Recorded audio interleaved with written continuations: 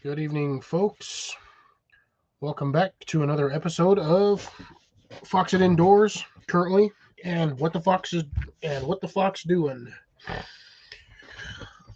I am dead tired, and I'm here. So, see how long it takes for people to roll on in. I'm gonna just sit here for a bit, just chilling. See who all pops in. No, I'm running a little late tonight, folks. I do apologize. It is only a few minutes, but I am just basically worn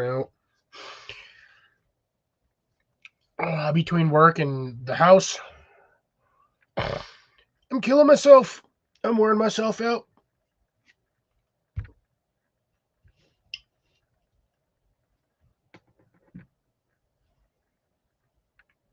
I could do it, but I'm not going to. I guess nobody's coming tonight. Usually I have somebody in by now. There's my first one, and it is Jason. It is not Grace. It is Jason and Molly. Good evening, folks.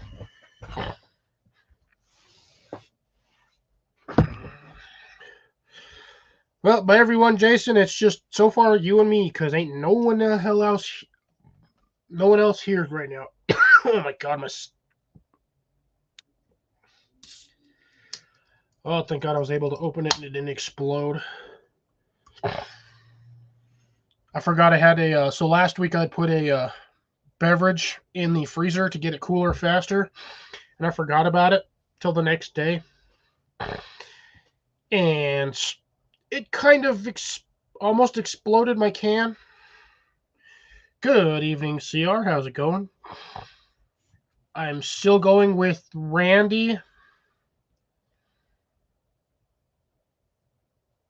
It could be Cadence, but I still think it's Randy. One of these days, we will find out. Somehow. Oh, Jason's talking about food. I actually just finished off the last of my lasagna from Wednesday, or was it Thursday? I think Thursday.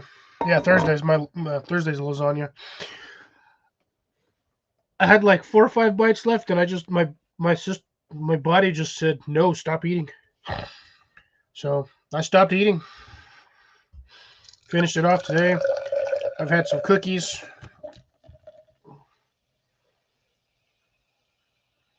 Technically not cookies, but cookies nonetheless. I've had a little bit of cheese and and half a chocolate bar. Nearly this entire bag of Flamin' Hot Lays. That thing is like dead empty almost. But yeah, I love getting me some of these big old Costco freaking animal crackers. If you're ever on a long road trip and you got kids, I'm telling you folks, right there.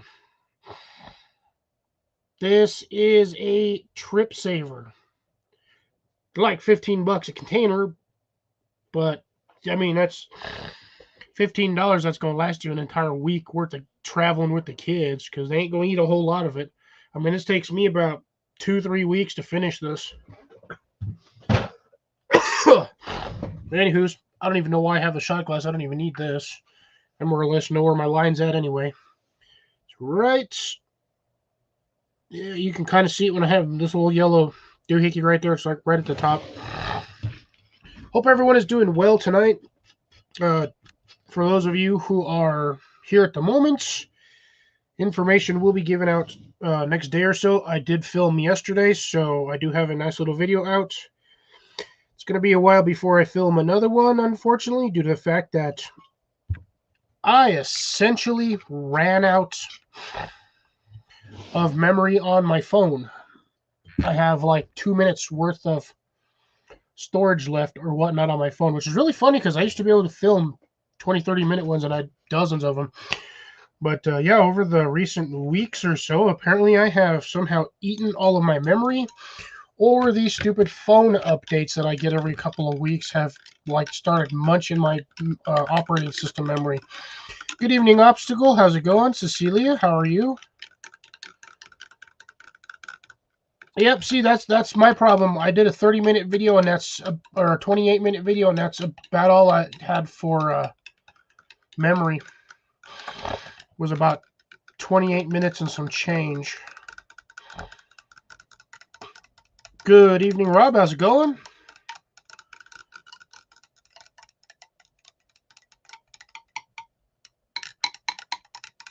Getting a nice good stir in here. I probably shouldn't even be drinking this because I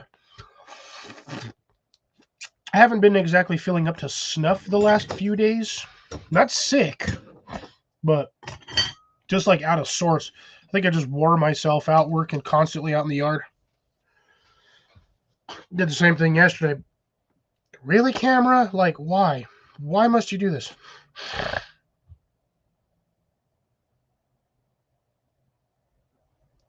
I haven't even checked my emails today. I don't normally check those until later at night.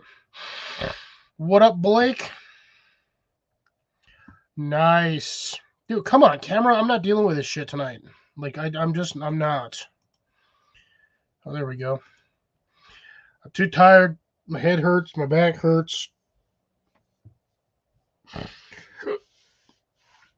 Oh my God, come on. I don't need this aggravation tonight. I'm already losing my sanity as... Great. What was that? That was my chopstick. Just fell in the trash can. And he was going back to this. So, in the video that I filmed, I will let you folks know now.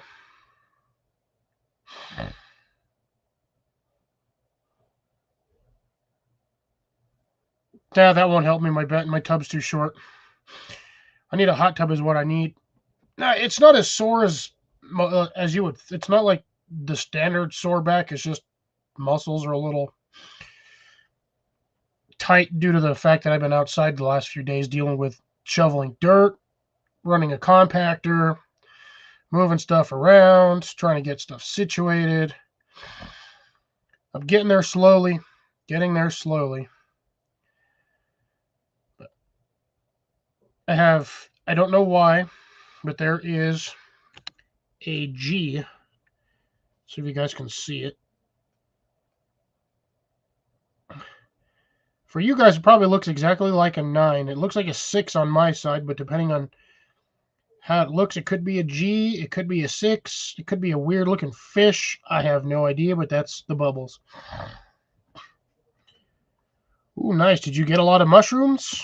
Hopefully you got some decent mushrooms. I'm assuming you went morel hunting, or were you going whitecaps?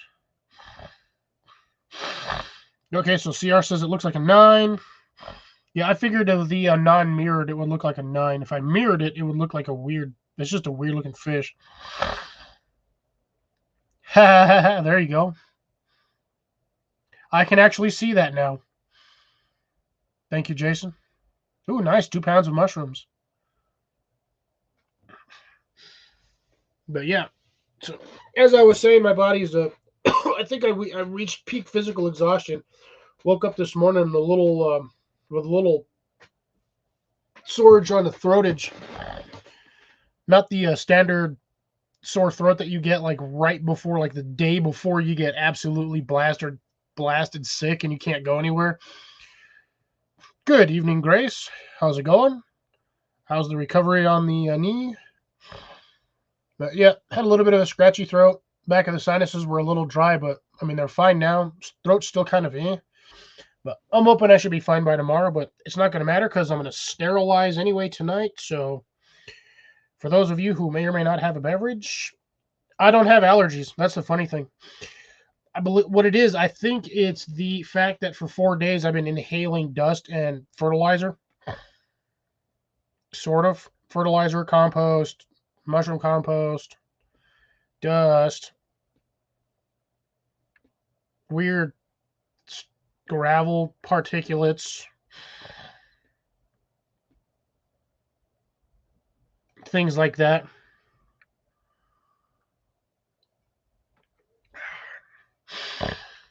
So, apologies for any weird sinus effects that I have today. You try wearing a mask when it's 85 degrees outside. No, thank you. I'd rather just breathe in the dirt. At least I get my mineral content. I hate wearing masks out there in the freaking. Even the decent ones that I have, can't do it. You just get too hot in those things. Who's snoring? I'm not snoring. Tired though. Snorting, I think is what he meant to say.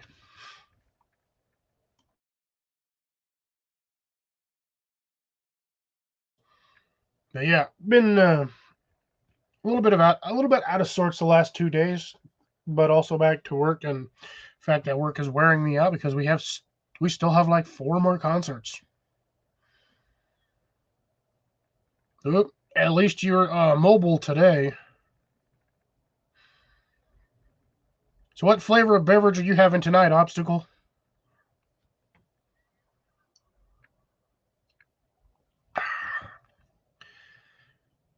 I do also have water back here somewhere. Unfortunately, I ran out of cheese puffs. But that is what it is. I was saying something about my garden earlier, and my brain I saw it.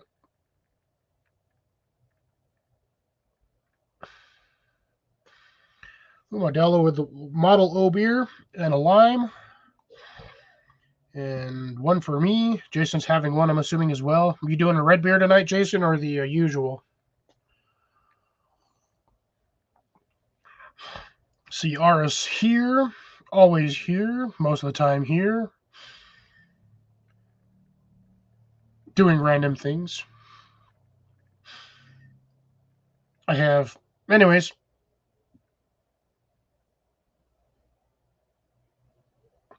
Yeah, I was at work one day, and I was just looking at the beer can, and I'm like, wait, that literally just says Model O beer. So it's like Model Zero beer. Good evening, Colin.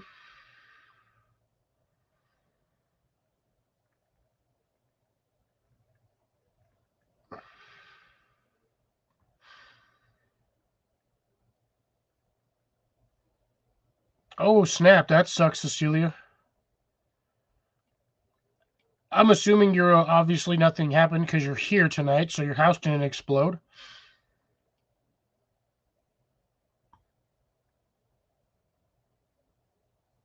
Oh, he's doing...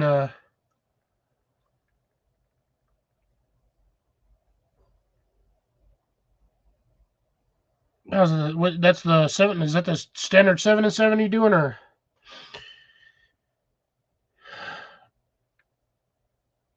Right on. Colin survived the tornado. Awesome. So obviously so did Rob. From what I saw on the post from Jason earlier today, Rob's response was, yeah, that's 45 minutes like north of us, so I think they were squared away on that one. But then again, 45 miles for a tornado is, drop in a bucket. That could be there in like 5 minutes.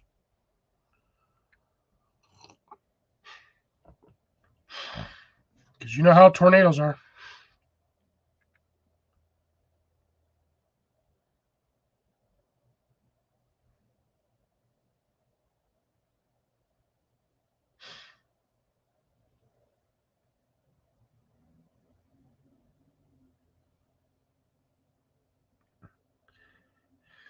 Ooh, 2 miles is pretty close.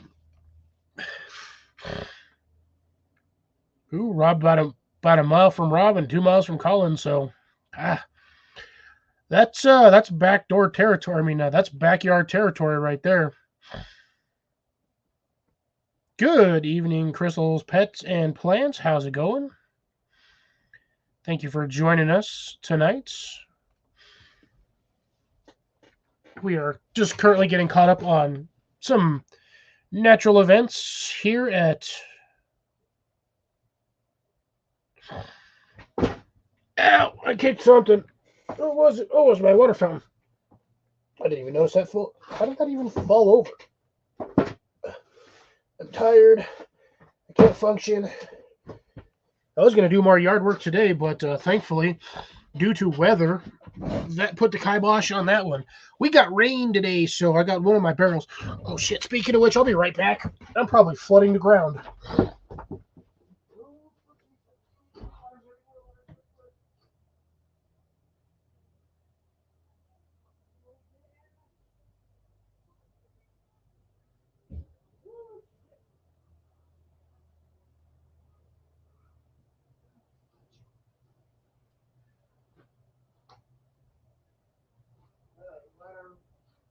Remember that was in there. Did I just probably lost about 15 gallons of water because I forgot I put the water hose in the bucket to refill my water container. Not all of it. Ooh, sorry about that. Had to make a quick exit outside. I was refilling one of my water trash cans with water from the main water barrel, and when I'd mentioned it was raining, and I filled my water barrel, it dawned on me I still had this stupid thing on trying to fill the trash can. So I lost about 15 gallons of water, just poured out all over my floor. So, yeah, there's that. Hey, and there's a man. Duh.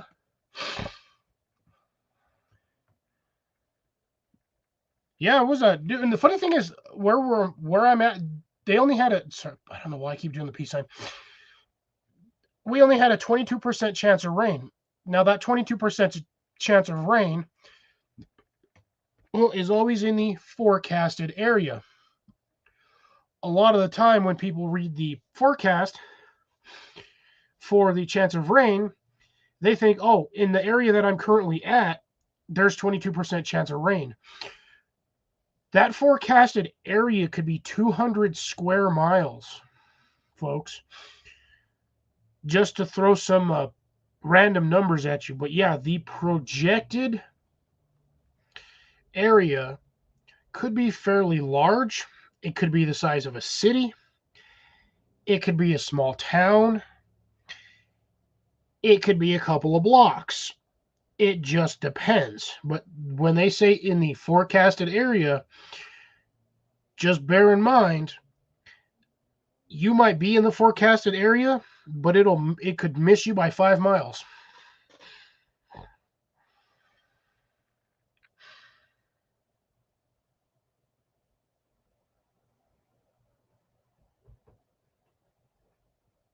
I swear to God, give me 1 second. I was literally just outside and it's raining. Either I have the best luck or the worst luck. Is it raining again? I just walked inside. Cool deal. Hey, did you get the hose out so that you can collect all your money? No, I have the spout on at the bottom, and then it runs through my transfer pump, and then it goes into the bucket. It transfers by weight via level. Yeah, it's raining outside. I literally just walked back in like, 2 minutes ago? And now it's raining outside. Which is awesome because it'll refill my water barrel. My main one. Alrighty. Insulated showers. What the heck? Wait. No. Insulated shower ain't going to stop a tornado from either sucking you out or throwing something at you. Because there's a few of us on here who take heed to a very famous comedian's words of it's not that the wind is blowing, it's what the wind is blowing. So also bear that in mind, folks. High winds, usually not fun to stand out.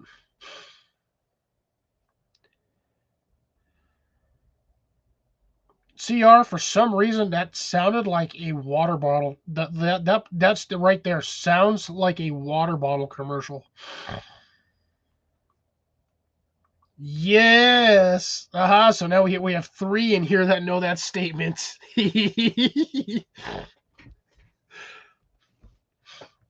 All right. So there's 3 of us on the Ron White train. But anywho's back to the fun stuff. Now it's stopped, by the way. It's not raining anymore. It like came down and then just done. I get the most random yep. That was only because he was stupid and he was being a smart ass to the cops. That's that whole thing for that tater salad shit. He was out with his friends and they were being rambunctious and the cops got them and yeah, for some reason he told him his name was Tater Salad. Oh, I love that guy. That guy is funny. Oh, Tiger Lilies? Nice. Glad those popped up. And his son Tater Tot. Yes. Oh, yes, Tater Tot. Ugh. I kind of would really. I would love to see them guys on tour. Like, all of them. Because they are pretty damn funny. Even to this day. Like 6 bites of my leftover lasagna from Thursday. About 2 handfuls worth of animal crackers. Half a brick of half a pack of what is it? What the this thing? Half a bar of Symphony chocolate and some cheese. And I just dropped something else in my damn trash can. My comb. My trash can is apparently very hungry today. It is eating a lot of stuff. I was going to make myself tortellini and then opted out of it.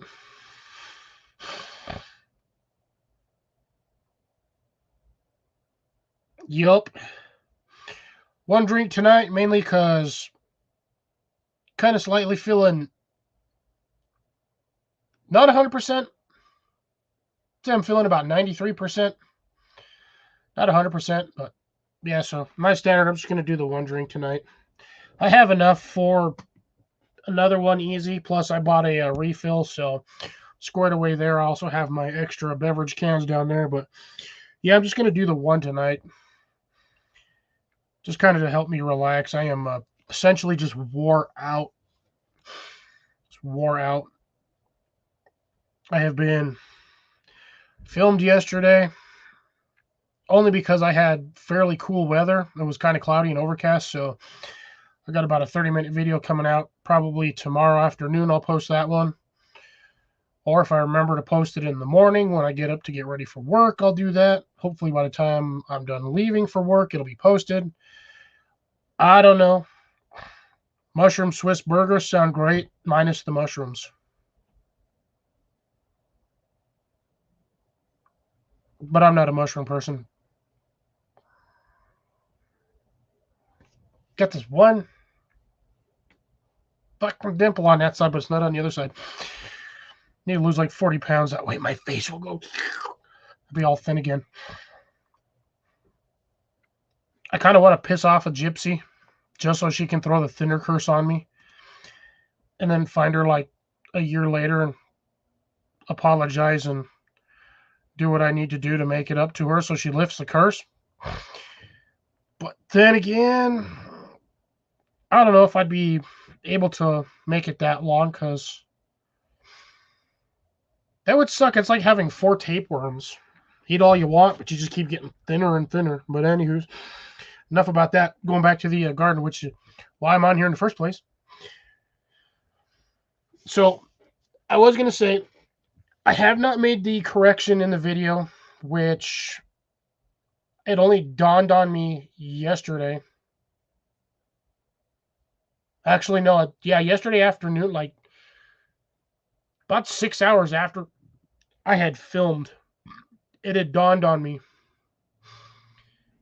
that one of the items that I mentioned in the video may or may not actually be that item. It might be an entirely different plant because I remember planting about 8 or 10 of those in that space before I planted the beans, and nothing had popped up after 3 weeks. Now that I have stuff popping up, I assumed they were squash or cucumbers or of that nature. I think I'm about 97% certain at this point that they are not squash. That's because my mom was the one that told me those were irises or that they were something else. They were the bluebeard iris. My mom was the one that told me they were something else. I'd Googled it. Gotta love Google Glass.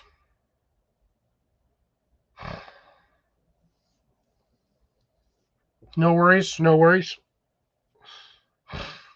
But yeah, so there is a high possibility that I will be making either A, more zucchinis or squash, or I'm going to be getting a lot of free sponges.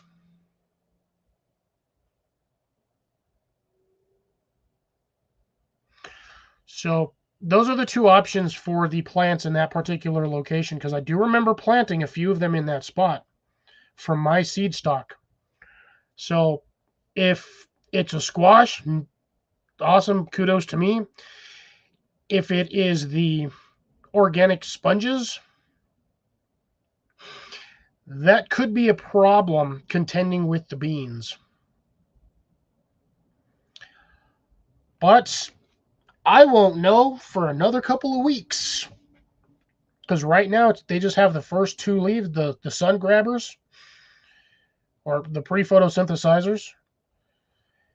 I won't know until they start getting the secondary set of leaves or the true leaves. So I have no idea. It's a 50-50 as to what seed it is, but I'm like 97% certain that it is the organic sponges. Hey, you're not that late, Deb. I've only been here about 26 minutes. Ooh, Karen Black, Trilogy of Terror. Noise. Don't know that one, but sounds like it could be fun.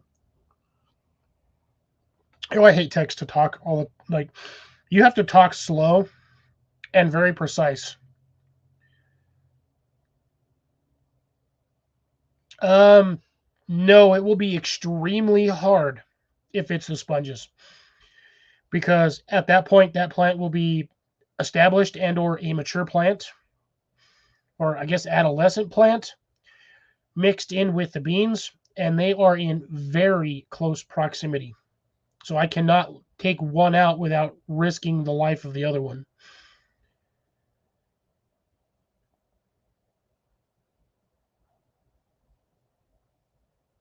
You're here twice. Did not notice, but cool.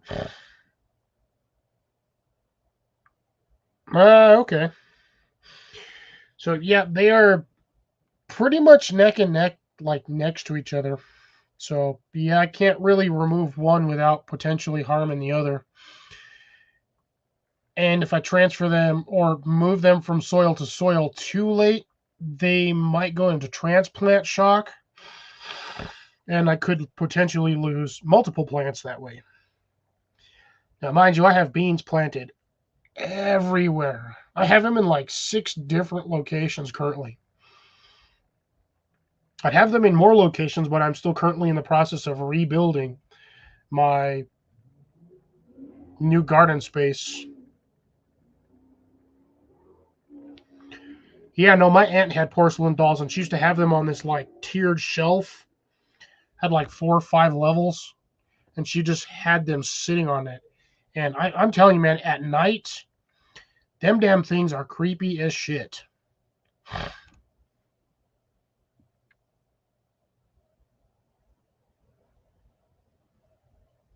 Oh, okay, so you're watching me on 2 different devices. Nice, nice, nice. Thank you very much. Much appreciated.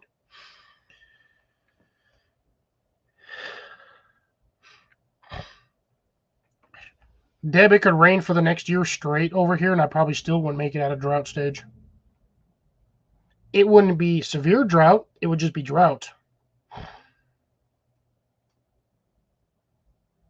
No, I'm pretty sure I'm already cursed. I've been cursed at.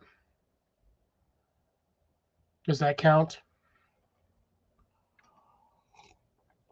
I don't know if a curse would even work on me. I kind of sort of have a slight Wiccan background when I was a kid. So, yeah. Good evening, Drops. Nice. Always good to make a good extra chunk of change. How's the transition going so far? You guys getting settled in and getting the garden set up over there?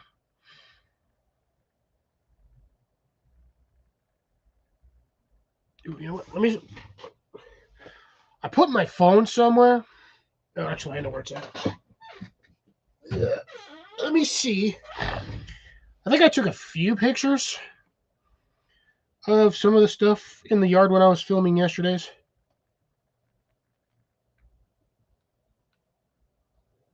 Hold $1. I got $1. I got $1. I got $1. Hey, hey, hey. Nice. How big you go? How big you looking at going on that? 5 by 20, 8 by 10, 20 by 50. Ooh, some of my pictures didn't. What the heck? Freaking happened here?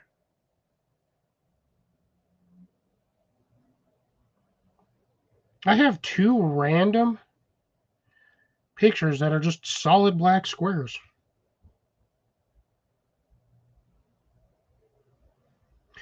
Okay, that is interesting. So I can delete that one then. I literally had 2 random pictures that are just straight solid black squares.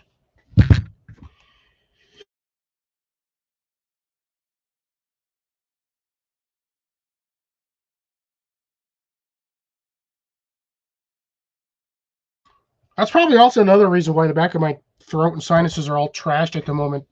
I was in the shower the other day and I went to sneeze and I sneezed at a really weird angle and I have a bad habit of like sealing a sneeze in, but I sneezed weird and it felt like it shifted the back of the sinus cavity.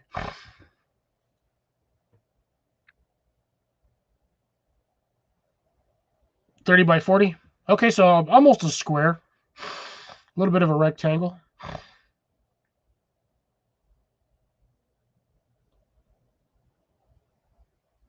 Hi, raindrops.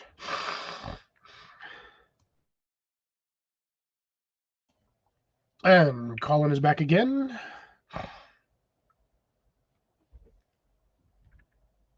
I'm waiting for my Tennessee friend to pop in tonight. Hopefully he shows up. We'll see if he does. If he doesn't, I'm gonna be a little sad because I want to make him really, really jealous, kind of, sort of, in a way. Because he had asked me a question last week on how I managed to grow a certain item in my yard, considering I'm a desert gardener. I have an update on that one. Yeah, so 2535 is the last video I did out of my 28 and like some change for my minutes. It looks like everybody saw the video of the NATO without, and I was stuck at work, so I just kept getting these weird messages. Like Amanda sent one. She's like, "I hope you're okay, Colin." I was like, "What the hell's going on?" I was like, "I never received anything." But I thought I took a picture or 2. Must have just taken a random screenshot. But anyways,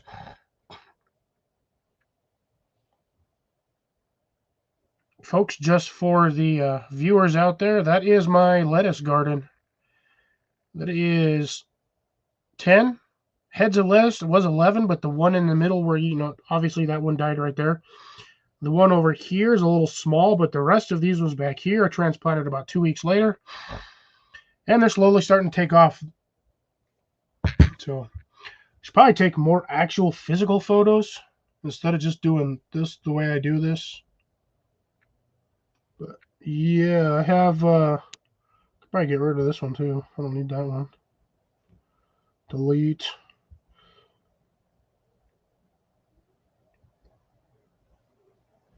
Yeah, I don't know. I don't know how I'm running out of videos. I'm like checking all this stuff. I need to post those ones so I can get rid of them.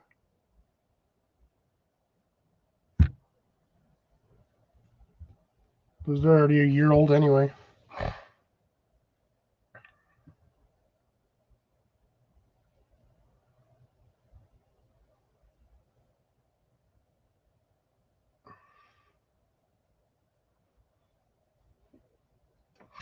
Plant them under a tree. If you've got anywhere that gives roughly 6 to 8 hours of shade a day, because you're figuring you're going to get about 12 hours of daylight.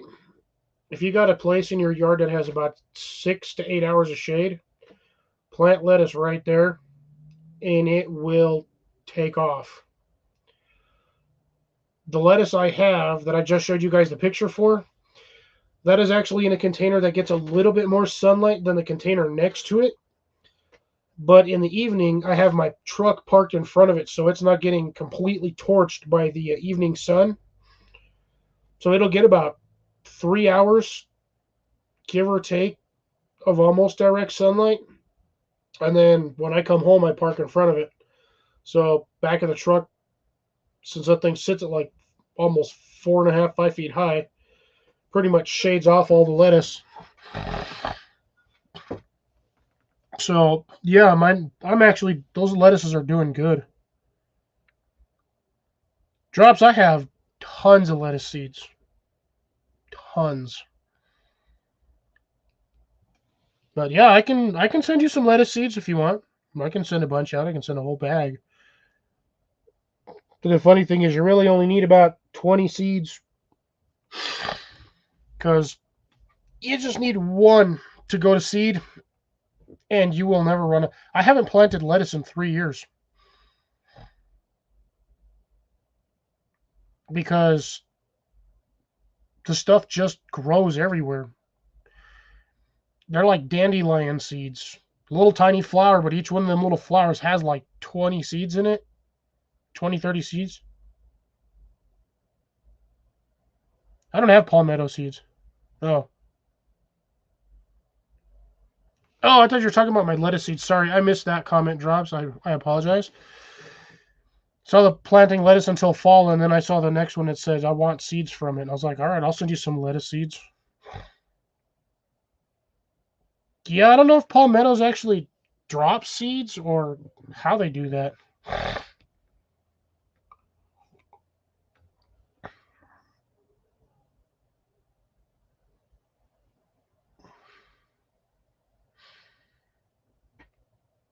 Oh, nice. Well, that sucks. I hope none of the none of the vehicles are damaged on the airbase.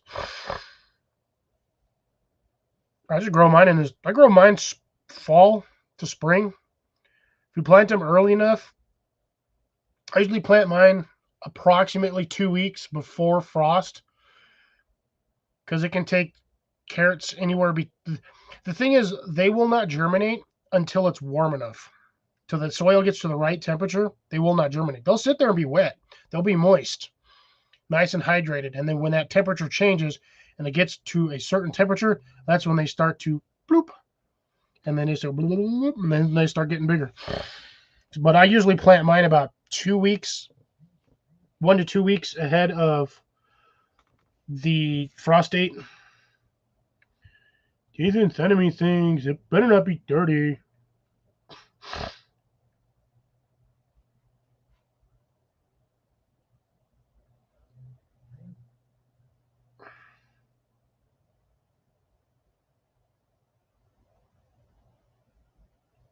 Oh, that's funny.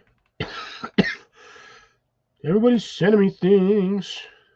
I got like 8,000 message. Oh, commercial airport. Well, okay. Everybody's sending me things. More squish flowers. And the tomatoes are getting bigger.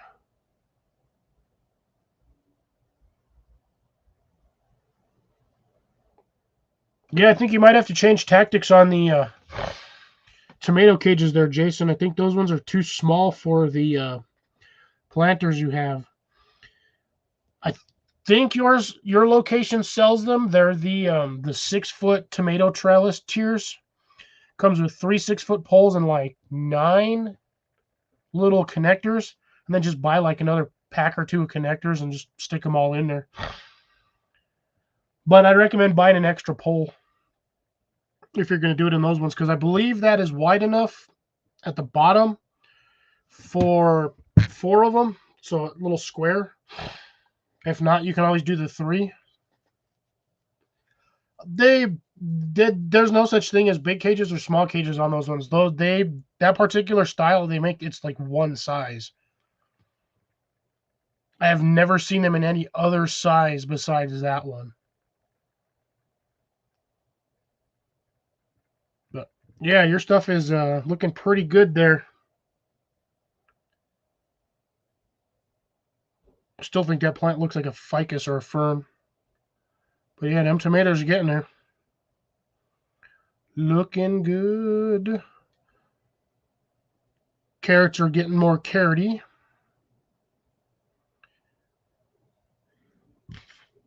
And the squash are going.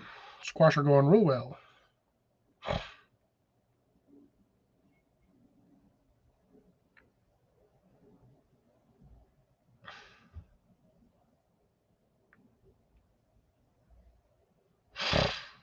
Ooh, general aviation building and private plane hangar. Damn, that sucks. Well, those plane hangars are pretty much an exoskeleton with a skin on them. I mean, the smallest like style of tomato cage I've ever seen is they're usually about a foot high, 1.5 feet, but they usually come on for like certain small plants, like flowering plants. Nose is all itchy. But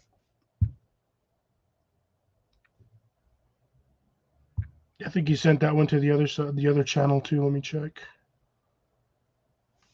Oh, there's the CR's current weather is about as grungy as mine. All gray and nasty.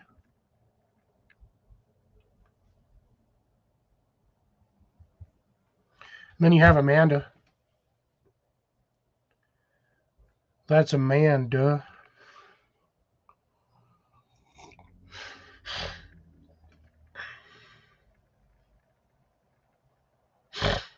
Isn't it easier just to get it all in a U-Haul and drive that?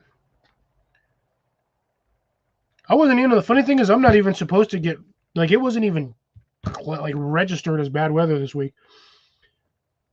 We're supposed to have cloudy today and tomorrow, sunny tomorrow. The weather just changed again. Go from 59 degrees today as the high to 85 next, like in the next 4 days.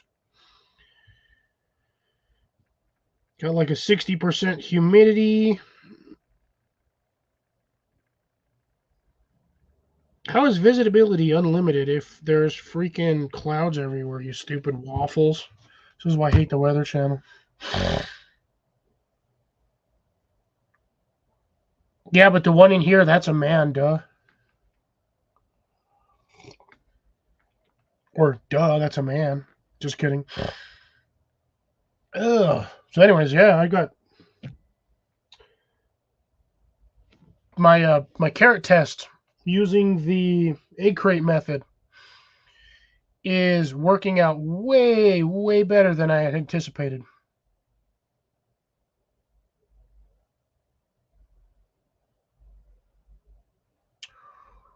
Ooh, yeah, I would be devastated. Yeah, I would be devastated.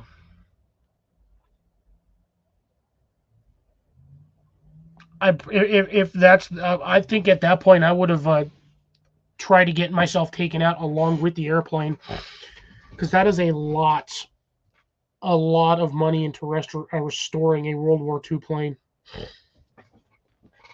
Because it's not exactly like those parts are just available on the market.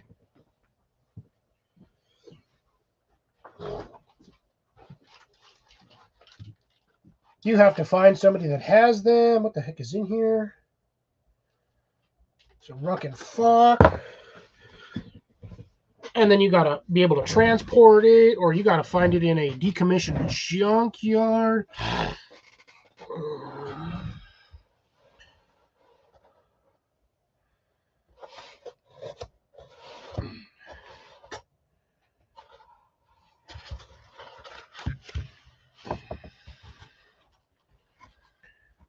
I will say to that, that would be in the eye of the beholder.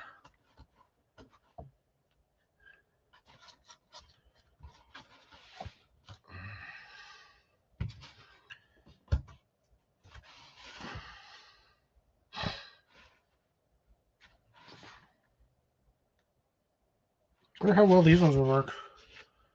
So kind of deeper on the backside. Or would it be better going this way? Man, I'm trying to figure it out. But yeah, essentially I took a whole bunch of these, like the 18 cell flats, what they call a flat. So it's like 2.5 dozen. So like 36 eggs. And you basically just poke out these holes. Just pop a hole in there. Fill it with dirt, get it wet. Put more dirt in there. Poke a hole in it with your finger or a pencil. Put 1 to 2 carrot seeds in there. I did 2 on each one of mine that I did. Some of them had 3 because they were a little sticky. Carrot seeds are a pain in the butt to mess with when they're, because they got these little they look like little miniature stickers, but they're not. They're just like little hairs that help them adhere to creatures so they can transport, like some of the burrs and stickers that we have out here, or about everybody has. But yeah, and then you fill it with dirt and you just kind of keep it moist, and within about 7 to 10 days you have germination rate, unless you want to pre-germinate your seeds on a wet paper towel in a refrigerator or something, and then you can just kind of pluck them with tweezers or a toothpick and stick each one in the hole. Do it that way. But you do have to prep the soil that you are putting that onto. You have to rough up the soil, make sure it's nice and loose, because you're going to have to set that on top of it and kind of wiggle it in so the soil fills in the holes.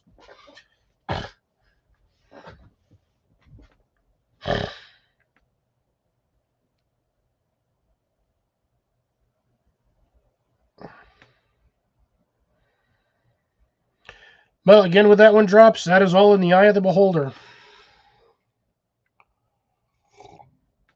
120 days for most varieties of carrots, but yeah. You can get the shorts, I think, are the ones that do it about 80 to like 100 days. But your still average is about 120 days for carrots. So yes, carrots are a fairly bad crop or staple crop to work with if you want food. But if you have the right soil, if your soil is loose enough, your standard carrot can, be anywhere between the size of a marker to like what you find in the stores. So that thing could be, that big around to that big around, depending on your soil content, if you use any fertilizers. So, I mean, I've gotten some decent sized carrots in some areas, but carrots are hit and miss. They really are. You can have 200 carrots and get like 5 decent ones out of the entire batch, and the rest of them are kind of like short, stumpy ones, funky branched off versions that all have like 2 weird little legs that are, one goes this way, one goes that way. I've had carrots intertwined with each other that I literally had to twist them apart in order to get them away from each other. But yeah, carrots do take a while. Radishes are the shortest. I think out of all of the edibles to grow, aside from your herbs, substantial food-wise, radishes are the shortest.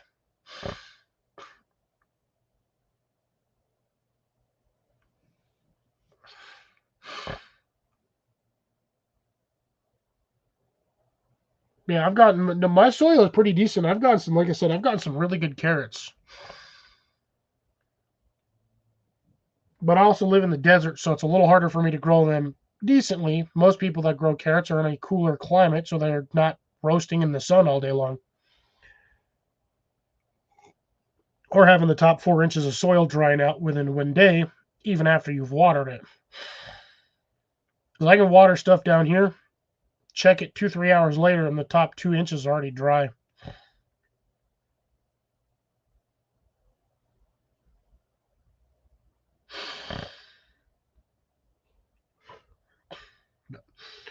I just kind of like growing it for fun. Whatever I fail at growing just becomes compost. Gives my worms something to eat. And during the wintertime, if I get an excess crop of stuff that I can't really eat or have nothing to do with, I can just chop it and bury it 6 inches below the surface of the dirt or my beds. And I can just let the worms decompose it for me, and then I have a nice, rich soil afterwards. All right, see you in a minute, Cecilia. Just got to see, man, about a pickle bush.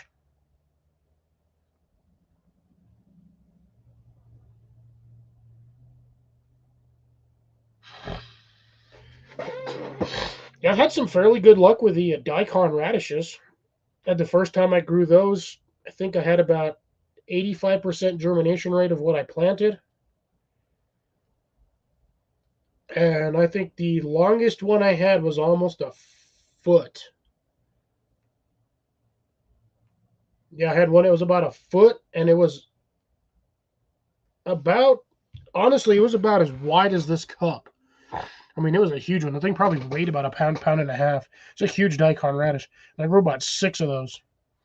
I was just giving them away.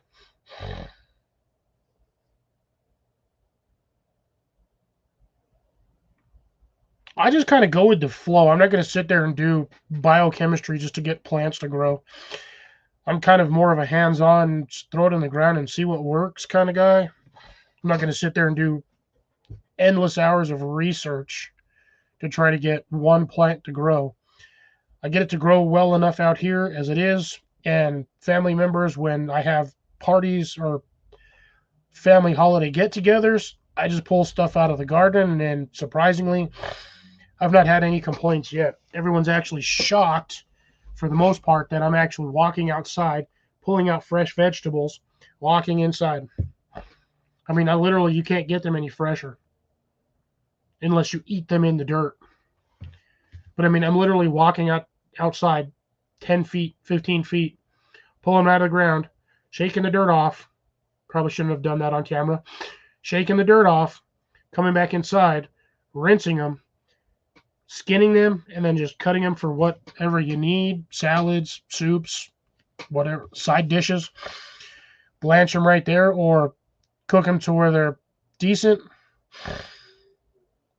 And a little bit of sugar and salt, and you're good to go on that. And yeah, I mean, you literally can't get any fresher than that.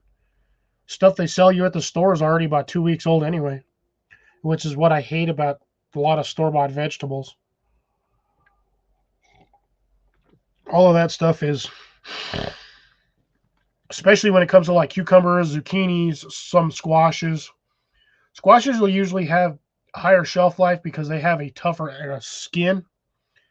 But things like squash, your summer squashes, your Armenian cucumbers, your standard cucumbers, your pickling cucumbers, short bush cucumber, things like that. They run those through a cycle that puts a very, very thin layer of like this wax protectant on there to keep them from basically being exposed to oxygen. That way they don't go bad faster, because I mean, any vegetable exposed to air for a certain amount of time, unless kept in the proper temperature, will start to shrivel up, go bad, blah, blah, blah, start molding, you name it. We've all seen it. That's why the stuff at the stores looks so nice, because it's covered in wax or a preservative skin, essentially to keep a lot of the bugs off of it during transport.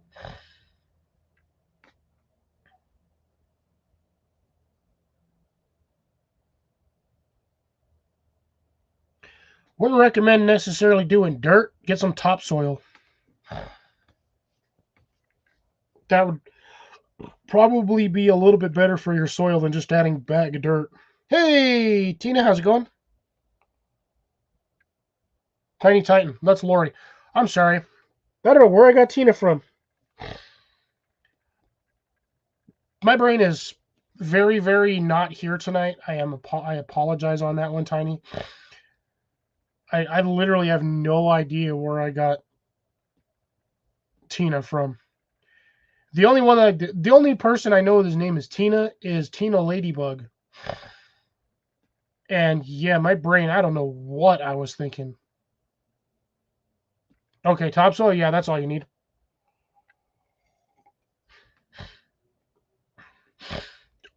Got a good amount of viewers tonight. I don't have anything fun for you guys. I don't have anything to unbox. I don't have anything to open. Nothing.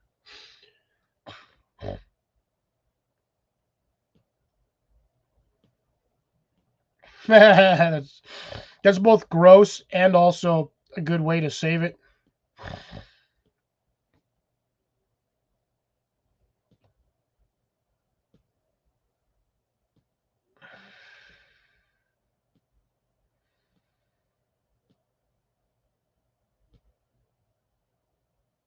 I could.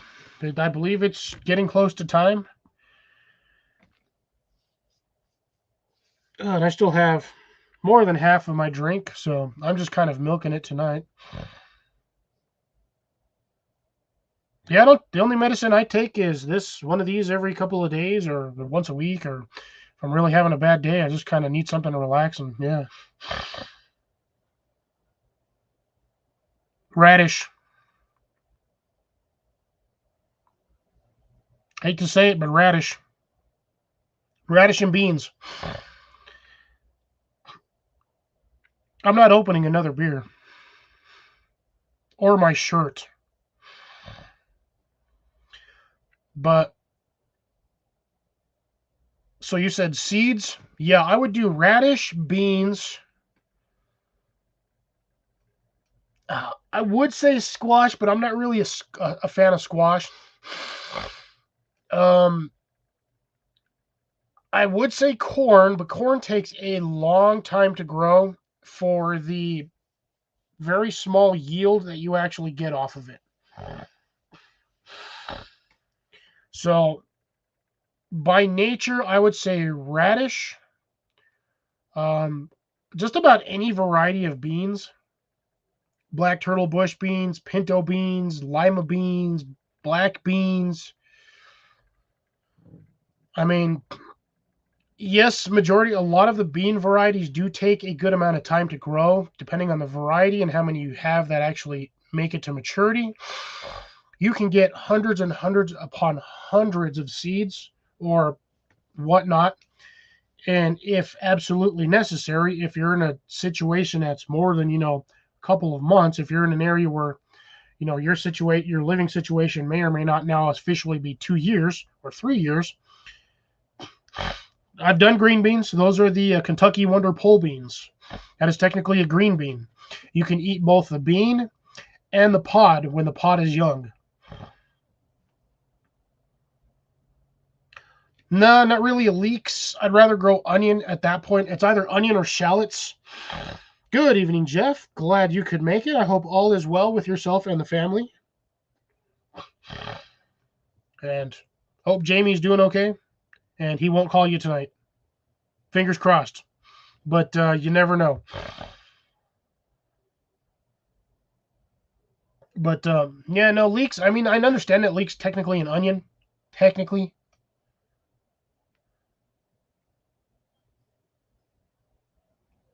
Yeah, because all a shallot is like a little mini onion. That's really all a shallot is. But if you really want to get your bang for your buck, I would say daikons. Most varieties of radish, because you're looking at it, I think like max is like 45 days for most radish varieties. Let's see. This particular radish is 28 days. Watermelon radish is 60 days. So if you're doing the champion radish, that's like 30 days. And then if you're doing the watermelon radish, which I think is roughly about the size of a golf ball, I believe. And there's Mr. Wickershire, a.k.a. Bill. Good to see you, my friend. I actually have an update for you. You're going to be so mad. So mad. Because they are just taking off. You may or may not already know. Yeah, see. No, like I said, I've got that one radish variety is like 30 days. 28 days is what it says. But what I really... Sorry, man, I'm like itchy. What I really hate about these packages, okay, I will here in just a brief moment, I will show it again, is so they'll tell you days to harvest. Let's see if it'll focus. Come on, you shh. Do it. There we go. Days to harvest, 28 days. Okay. Now, is that 28 days from when you planted the seed or when the damn seed sprouts? That's what bugs me about these, is they do not tell you that. I have essentially come to the conclusion that it is 28 days to 45 days from when it sprouts out of the dirt. Not from when you planted it, because if you count the planting for during the germination period, that can be anywhere between 7 to 14 days, depending on either your soil or your climate. So 28 days plus 14, 42 days right there. And the same thing if you do the 60-day variety. That puts it at 74 days. You can get roughly 2, maybe 3. Well, if you do radishes about every 2 weeks and you plant two, maybe 3 dozen, you'll get a fairly steady supply of radishes.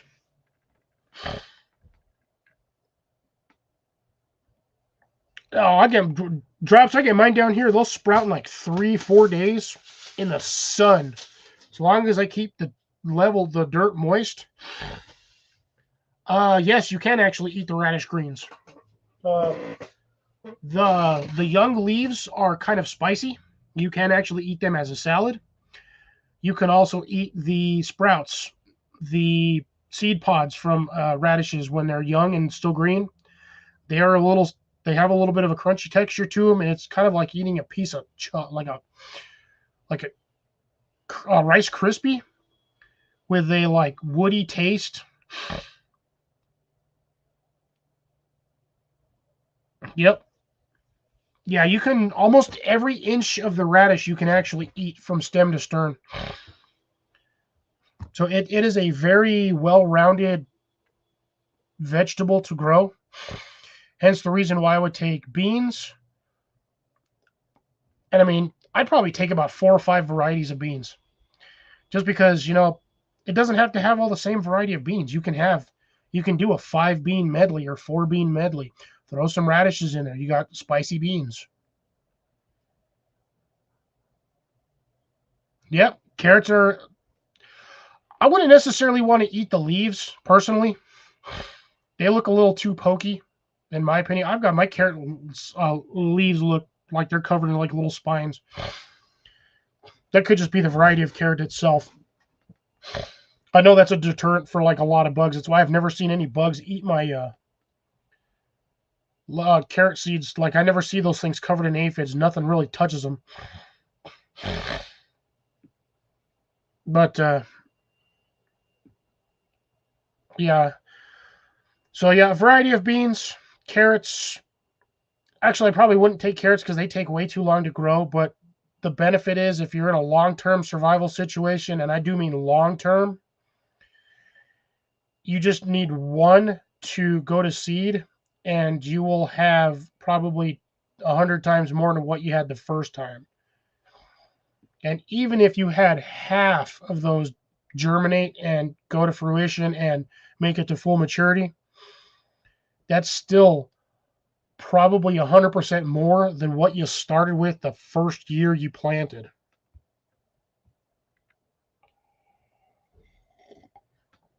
Oh no, you don't do pesto with carrot leaves. You do that with basil and with basil. Not really a parsnips fan myself, but Yeah, since parsnips, beets, I believe arugula, even though that's technically part of that, I believe that's the cabbage family, or part of the cabbage family, or something like that.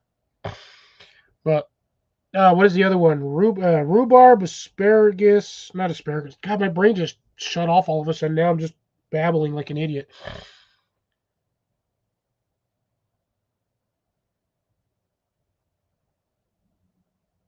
Yeah, tomatoes are part of the nightshade family. You cannot eat anything off of that but the fully mature fruit.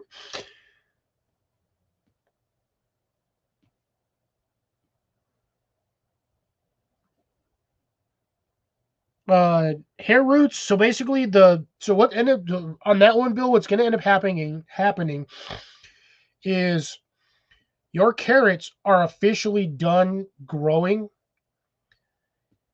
and at this stage in their life, what they will end up doing is they will send up this big stalk, and you will start seeing it within the next week or so. I can almost guarantee it. Maybe 3 weeks max, but you'll start seeing it send up this large stalk right in the middle. And sometimes it does branch out. You get 2 or 3 stalks off of one carrot. Your carrot is going to seed. Do not cut that off. Does not matter. Your carrot is no longer in root production mode. It will no longer go down. It will only grow up. I have done this numerous times on my carrots, and I have cut that whole thing off, like almost nearly to the top of the carrot. And within another week, another one pops up. Does not care. Yeah, so if you do not want a quadrillion carrots growing on your property, or if you do, let them go. I don't have any pictures of it anymore, but I might have one of the video. I might have a couple of my. If you look back on my channel and find the carrot videos or the carrot seed videos, I have flower heads on my carrots that were this big, 6 to 8 inches across. Each one of those probably has well over 1,000 or 2,000 seeds. You just get them. You literally just rub them, grab a section when they're dry, rub it in your hand, and just do like this, like you're sprinkling seasoning, and then just mix it in the dirt. You'll have carrots within like 2 weeks. Those will start popping up everywhere. I have carrots growing all over my yard from last season's carrots harvest. I have them in my compost bin, which was my own fault because I actually technically destroyed like a couple of heads in there for other various reasons. I have an entire container or half a container full of carrot seeds. Like I probably have 2 or 3 thousand, if not like close to like 1,000,000 seeds in there. No worries, CR. Carrot seeds are as bad as lettuce. Plant lettuce once, you'll never need to plant it again. You let 1 or 2 go to seed, and yeah, just let the wind do its thing. Or if you feel like the need to, you can take a couple, pluck them off, kind of squeeze them between your fingers. Don't grind them like you're trying to grind like dried herbs. Just kind of rub the base of it, kind of, I will say sensually, rub just like in between the fingers to kind of loosen it up, and then you can just sprinkle them on loose soil. Cover it with 1/4 inch layer of like new fresh soil, or if you don't want to do that, you can cover it with a thin layer of mulch. And within about 10 to 15 days, you'll start seeing the lettuce pop up, and you will never, ever run out. Oh, nice. Blackberries are awesome. Do be aware that those things, depending on the variety, will spread like wildfire. You can get vines off of there 20 feet long. Leave them in the ground long enough, and they will start making new plants.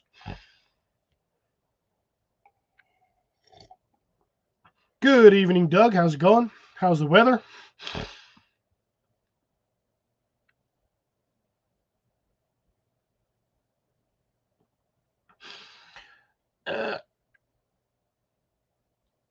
Yep. Let's see. There we go. Oh, sorry. Give me a second. I will throw the. I do apologize. I got talking about carrots and my chat. I just like sideways on my chat here, and I apologize. About 11, 12 minutes, and it's raining again. Let me see if I can find my YouTube chat. Nope, of course. Still got Mallory's I got to watch today, so let me see if I can find myself. Hey, mute my YouTube on this side. Nope, no, there is nothing wrong with bringing up seeds. This is a garden channel, and that is what we're here for. We are here to talk about seeds. There's going to be that. So it is all part of the garden talk, so we will... Yeah, you know, and the thing is, the goats won't even touch the green briars. Hey, good evening. They will stay away from them because they will not like eating the pokies. Yeah, I'm just curious about your seeds. If you would go to a list of seeds that you'd carry with you on those, in your bug out bag.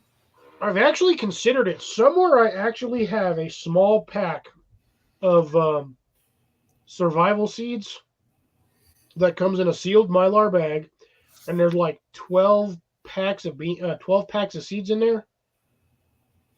One was carrots, I remember. One is squash. There was like 4 varieties of beans, radishes, I believe lettuce, and a few others that I was not planning on planting if I'm by myself because I just won't eat them.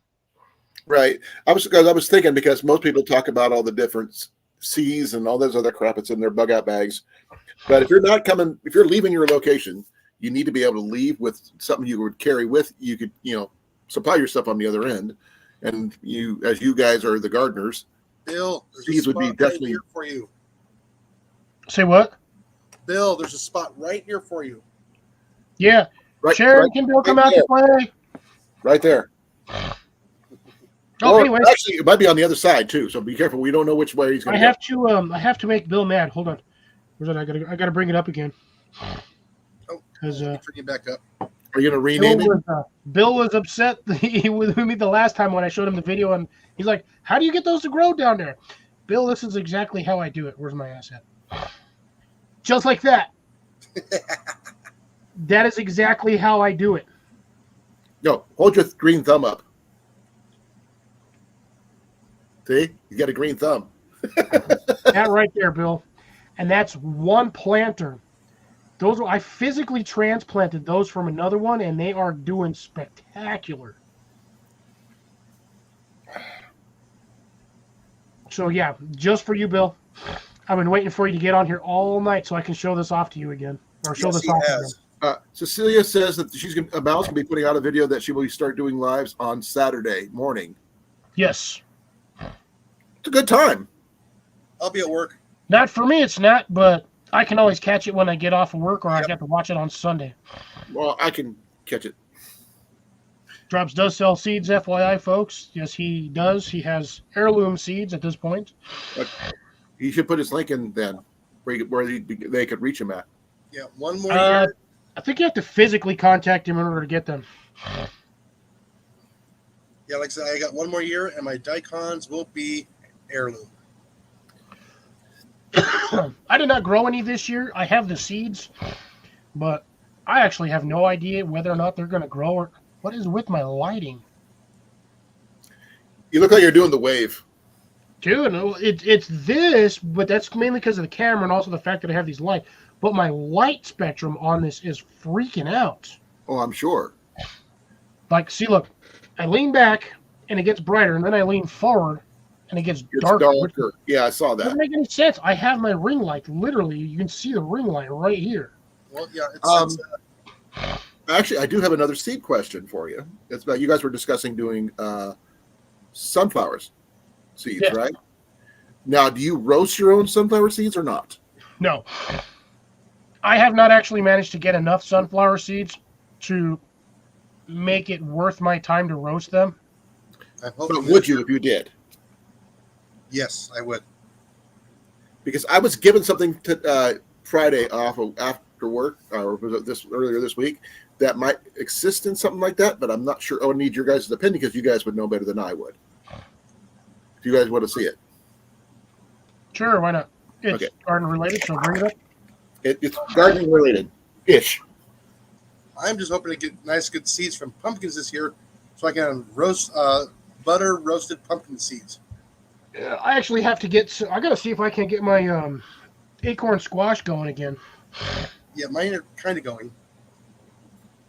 Those ones, they're. I didn't. The funny thing is, the first time I had acorn squash, I didn't plant them. Apparently, during one of the holidays, we had made some acorn squash, and my mom took the seeds out, and I guess somehow they made it into my compost bin. So I transplanted like 2 of those because I didn't know what they were until I started getting until that first fruit started to form, and it's always that distinctive star pattern. Yes. The minute you see that, there is no mistaking what plant that is. Oh, same thing with the flying saucer ones, the pan squash. Yeah. No mistaking that one. Yeah, because pan squash, those little short round ones, right? The little Yes. yellow ones. Yes, and those will probably have here hopefully in a few weeks. Nice. Oh, Sorry. I'm starting to get little baby cucumbers already. Nice. Most Okay. of those will fall off. I know. Most of you who are old fogies will not understand what this is as soon as I show it to you, but I figured I'd use it for something Will else. or will not understand. Will.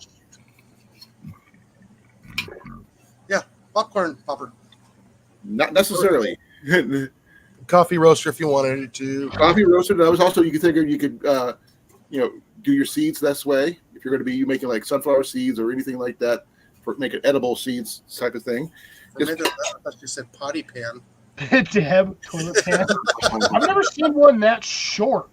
No, but it actually works well. I had to unseal it because the previous owners did not clean it. I still have to scrub it out really well. I had to use a blowtorch to heat the thing. Had turned to varnish. It's just well seasoned. Yeah. Yeah. Yeah, that's the bad part with oil. If you leave it sitting long enough and it gets hot, it turns into a glue. Yeah. Well, the thing is, I was given this for free, so I want to make use of it. That's why I was wondering about roasting. I figured out roasting coffee, obviously, but if you're in a grid down situation, use it for roasting your seeds for either trail mix or anything else like that. So, well, you think that would work? For roasting, yeah. For roasting seeds, yeah, that would definitely work. Okay, cool. Good to know. Now, what would you put? Would you put anything in those or with it, or just as it is? I mean, what kind of temperature or anything? A little bit of cayenne peppers. Well, it depends don't on like what cayenne. you want. If you're doing Spicy. sunflowers, you can do the plain boring ones. You can do just water and salt. I like and sea boil it salt. away. Just Fry it and bake it. fill with half of that with water. Mm-hmm. Throw your sunflower seeds in there till they're pretty much at the top, and ton of salt in there. Just kind of mix it by hand with a spoon. Well, I have it comes with Heat it on Well, comes with this. yeah, what you can also do is when you're making your brine, you get a little bit of salt and water, add some cracked pepper in there, and a little bit of your choice of hot pepper. I don't do hot pepper. Deb has a question for you, Colin. Sure. And yours is in there. It just hadn't had a chance to get it to mailed. It takes money to be able to mail stuff. I have none. That's where it's at. As soon as we Yes, have some, yes, it'll yes. be mailed. He is allergic to both nuts and mushrooms. So I can do seeds, such as I can do sunflower seeds, which is what I'm going to plan on making sunflower seed kernels You stuff. do pumpkin seeds, squash seeds. I've tried pumpkin seeds; they're okay, but not something I'd go out of my way. I'm not a fan of it. You get more like crunchy outer skin than you actually do the meat. That's why I like the sunflower seed kernels. I don't like the shells of the sunflower seeds, so that's why I'd go with that one. You're not supposed to eat those. Well, people, instead of having to crack it, they'll just get some without it. No, So does a potato. Potato will do the exact same thing.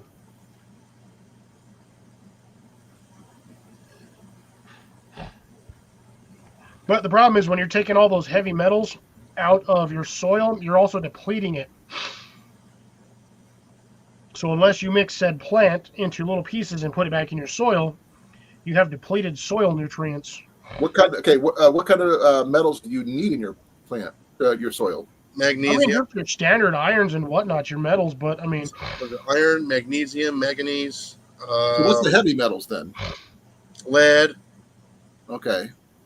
technically iron's considered a heavy metal, but I mean, we have to have that, otherwise that AC/DC? line needs to function. I got my soils book around here. That would tell me every one that you need. You know, If you can find it. yeah, it's basically your 14 basic elements for plants. And yes, pumpkin seeds are healthy for you, but the problem again with pumpkin seeds is there's not a lot of meat to it. There's more shell than seed. Yeah, You have to work for it. macro, micro. Yeah, they were going to throw this thing away.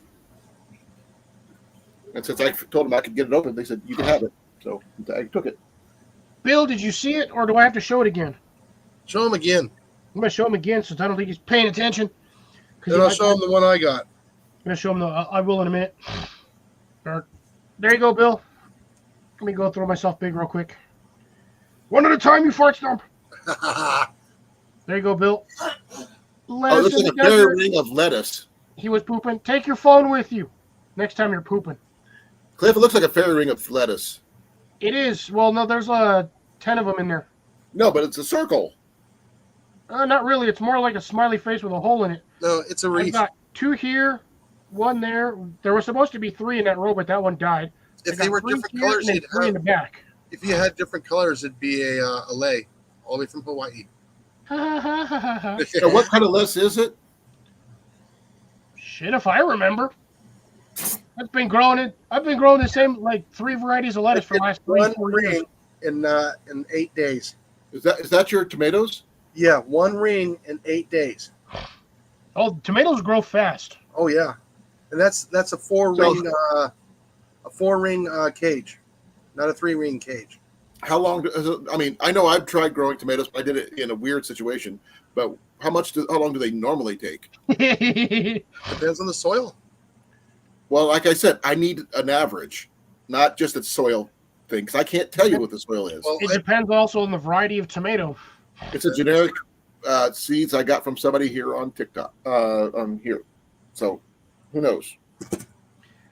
But I did say the seeds from the last video I had. Know the variety of seed. I could not tell you how fast it'll grow and how big it'll get. Well, you know the one I grew. I kept the seeds from that one. I think that one was Slicer.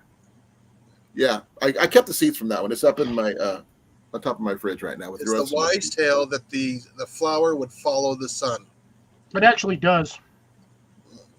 The leaves do it faster than the sunflower does. No, Yeah, I've but- actually, when I grew the massive one that I had in the back corner by the rose garden, that thing would face in the morning. That thing would be facing where the sun would come up, and by afternoon, I'd watch it. Like I'd spend hours watching this thing, and I would just check it, and that thing would just do this, Mhm.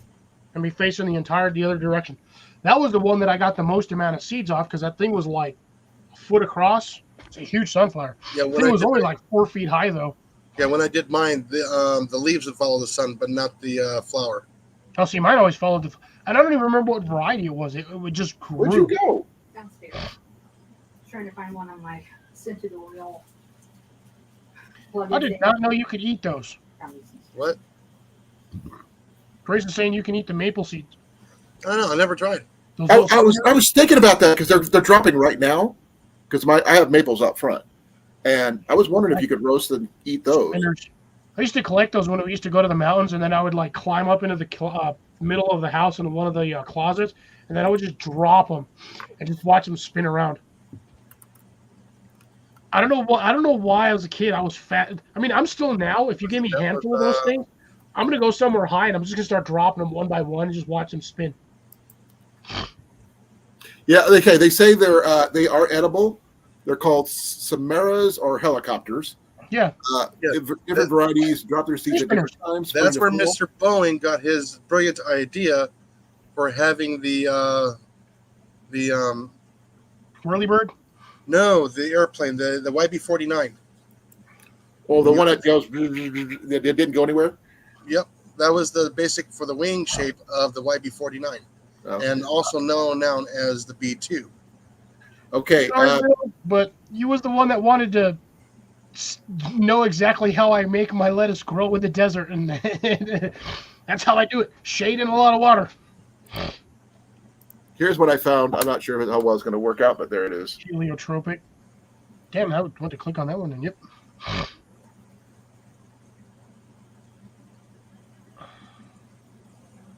They said, you boil them when they're still green. I've almost never seen those things on the ground when they're green. I always find them when they're like already dried out. Scooter, leave her alone. Okay, I should actually go outside and grab you some. They're right outside right now. Because like I said, I got two large. You see my trees out front? They're both giant maples. Yeah. I've wanted to tap them both just because I wanted to, because they're right there. You won't get enough.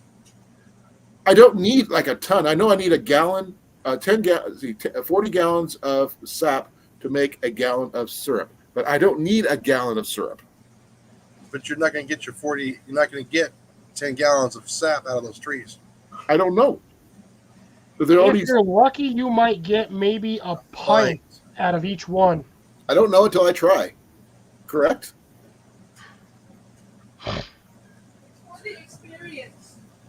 But I don't have the taps or anything for that yet. But I've seen people use pop bottles to catch them. Yeah, but it takes like almost an entire it takes a day to 2 days. All right. Because maple sap runs, but it runs slow. Well, like I said, I don't know until I try. Molasses slow. Well, it's better than not having any maple trees around me at all. Which means I do get something. I don't have maple trees, but here's the thing. The stuff that I do, the trees that I do have, I can at least eat the fruit from. Maple trees don't grow fruit. They do produce seeds, which I can eat. Yeah, but you're going to be eating a lot of seeds. And you're More than going to I be really care to. very, very clean diet afterwards. Well, they tell me I need to eat more fiber anyway. As they said in what I believe it was it Cabin Boy? These pipes are clean. Yeah. Who played the goddess in that one? Oh, I don't remember. You know what would have been an app to just a quickie on this one. We're not gonna stay on this for more than 5 minutes. Captain Ron and then Cabin Boy. If those two merged as one movie, I think every brain cell of every person that watched it would go from way up here to the other side of the world. Just watching half of that movie you lost IQ points. Which one, Ron or Cabin Boy? Yes. So both of them. Captain Ron was bad, but I mean, for a Kurt Russell movie, yes, it was. See, I'm surprised Chris Elliott didn't do anything more than what he did. I'm not even sure what he's doing now. Producing. Is that what he's doing? Yep.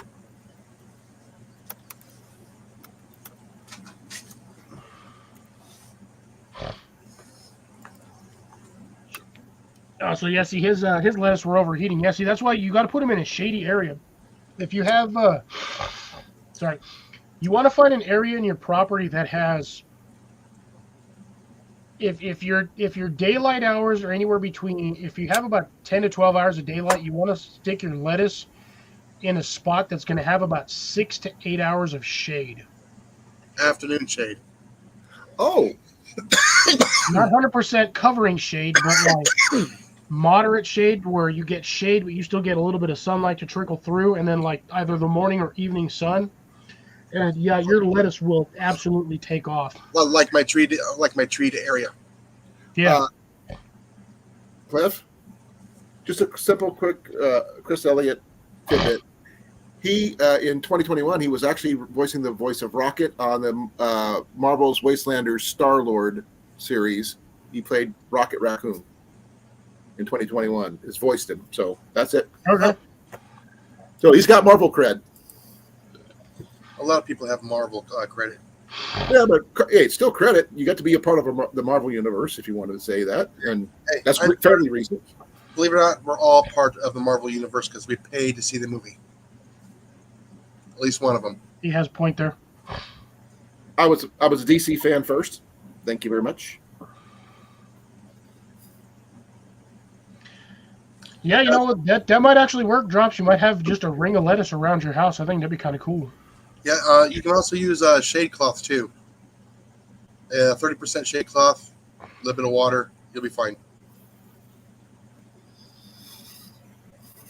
On that one, Bill, easiest way to get rid of those things is a spray bottle and about 2 or 3 drops of Dawn soap. Yep. Get a good mixture, like mix it real well.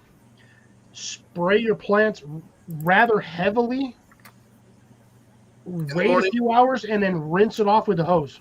In the morning. You want it to stay as wet as long as possible. Yeah, because the soap will actually create a membrane over the bugs and they can't breathe and they just die. Yeah. And then It'll work the same way with aphids and cockroaches. And bees. Yeah, but you don't want to spray your bees. Well, no. Like I said, when I had sprayed the bees, it was 1 ounce of Dawn soap per gallon of water. Woo, that is a heavy mix. You need to get it to foam. Okay, so then maybe not just 3 drops. I would do tablespoon maybe, or a good 2 pumps, depending on what kind of a dispenser you have. Yeah, Or if you just have the old school Dawn dish soap bottle, just give it a good squeeze. Yeah. Don't need a whole lot. But I got it to foam with the bees so to make sure that I got them. And you don't spray the bees with the stream. They will follow the stream right back at you. Oh, yeah, no, you'll just piss them off. Yeah, you got to make it rain on the bees if you have to get rid of them.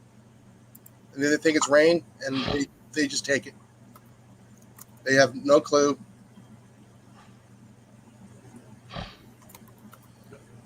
They turn black almost immediately. I'm glad I'm helping out on your side, Bill, helping you with a little bit of information that I have managed to learn over the years. And again, this guy down here, he's learning. He knows a lot. He's just learning the new area that he's in for growing because he wasn't growing up until 2 years ago, 3 years ago. Yeah, I've been growing some stuff for 4 years, but it's been here and there. I just had to relearn to garden in a different climate. Yep, I'm a very, very, very sporadic gardener. Well, like I said, like Cliff, I used to garden in Phoenix in the middle of summertime. Yep, I have seen his garden. That he had like 15 sunflowers that were 15, 18 feet tall. Yeah. Huge ones. Corn, beans, tomatoes, radishes, broccoli, cauliflower, mulberry tree. I missed the mulberry tree. I only got a couple fruit off that tree, and then I retired and moved. I was kind of upset I couldn't take the tree with me. That sucks. How about Are you going to plant mulberries where you're at, or no? Problem is they're not cold tolerant until they are fully matured. Okay, because they grow here like nothing. I can probably get them to grow in the forest, but not out in the open. Well, then that's what you have to do then. Yeah, I'll never get any of the fruit because the damn squirrels. And I don't know what else to tell you. Then you're going to have to shoot more squirrels, aren't you? That's 20 drops. Well, the thing with mulberries is that thing, it's almost like a strawberry tree, and it will just produce fruit like crazy. You can get a 20-foot tree. It was a fig tree. Sorry. Fig tree. Yeah. Sorry. When we were at Milo, fig tree. Sorry, that was my mistake. Fig tree, not mulberry. Yeah, our mulberry tree, when we were at Milo, you saw how big those were. There was a lot of them, and our deer just loved them. So because mulberry trees drop them by the thousands. Yeah, you can get like 2 5-gallon buckets easy. Just in one birds spot. eat them before they become perfectly ripe. They're still edible. No, they're gone. That means you got to be on your toes. Yeah, at work we actually had a white mulberry, We never got any of them because the birds would eat them all.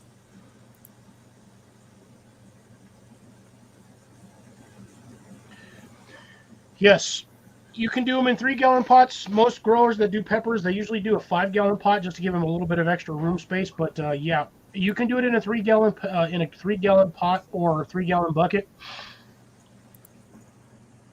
You can grow them.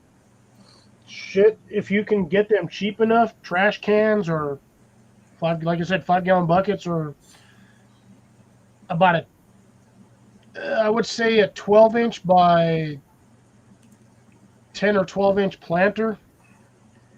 The only thing I hate about planters is most planters is, in my opinion, are designed entirely wrong. Okay, because roots do not grow in, they grow out. Almost every planter you buy, there's only 3 styles of planters. They have not changed this for generations. I don't know why. They just do it that way. You have either your straight vertical planters, which are usually either squares or rectangles, or sometimes the cylinders, which at that point you're better off just growing it in a 5-gallon bucket. It's way cheaper. Only problem is with a 5-gallon bucket, depending on your location, you can only get about 3 to 5 years out of that bucket before you have to buy a new one. You're only paying $5 for a bucket anyway, so that 5 years, you're basically paying $1 a year for plant life. Yeah. The only other problem, the other way is, that almost dumped, is all of your planters look like this. Yep. Fat at the top, narrow at the bottom, and they taper like this, which absolutely sucks unless you're growing things that have roots that grow straight down, because roots tend to spread out in order to get more nutrients for the plant. Such is not the case when your planter is shaped like this. You know another thing that makes me upset is around here they get all the mulch and they pack it 3 feet around the tree at the truck. The roots aren't there to take up the nutrients. The roots are further out at the drip line to take up the nutrients. They just put it there because it looks good, and they pile it up on the tree.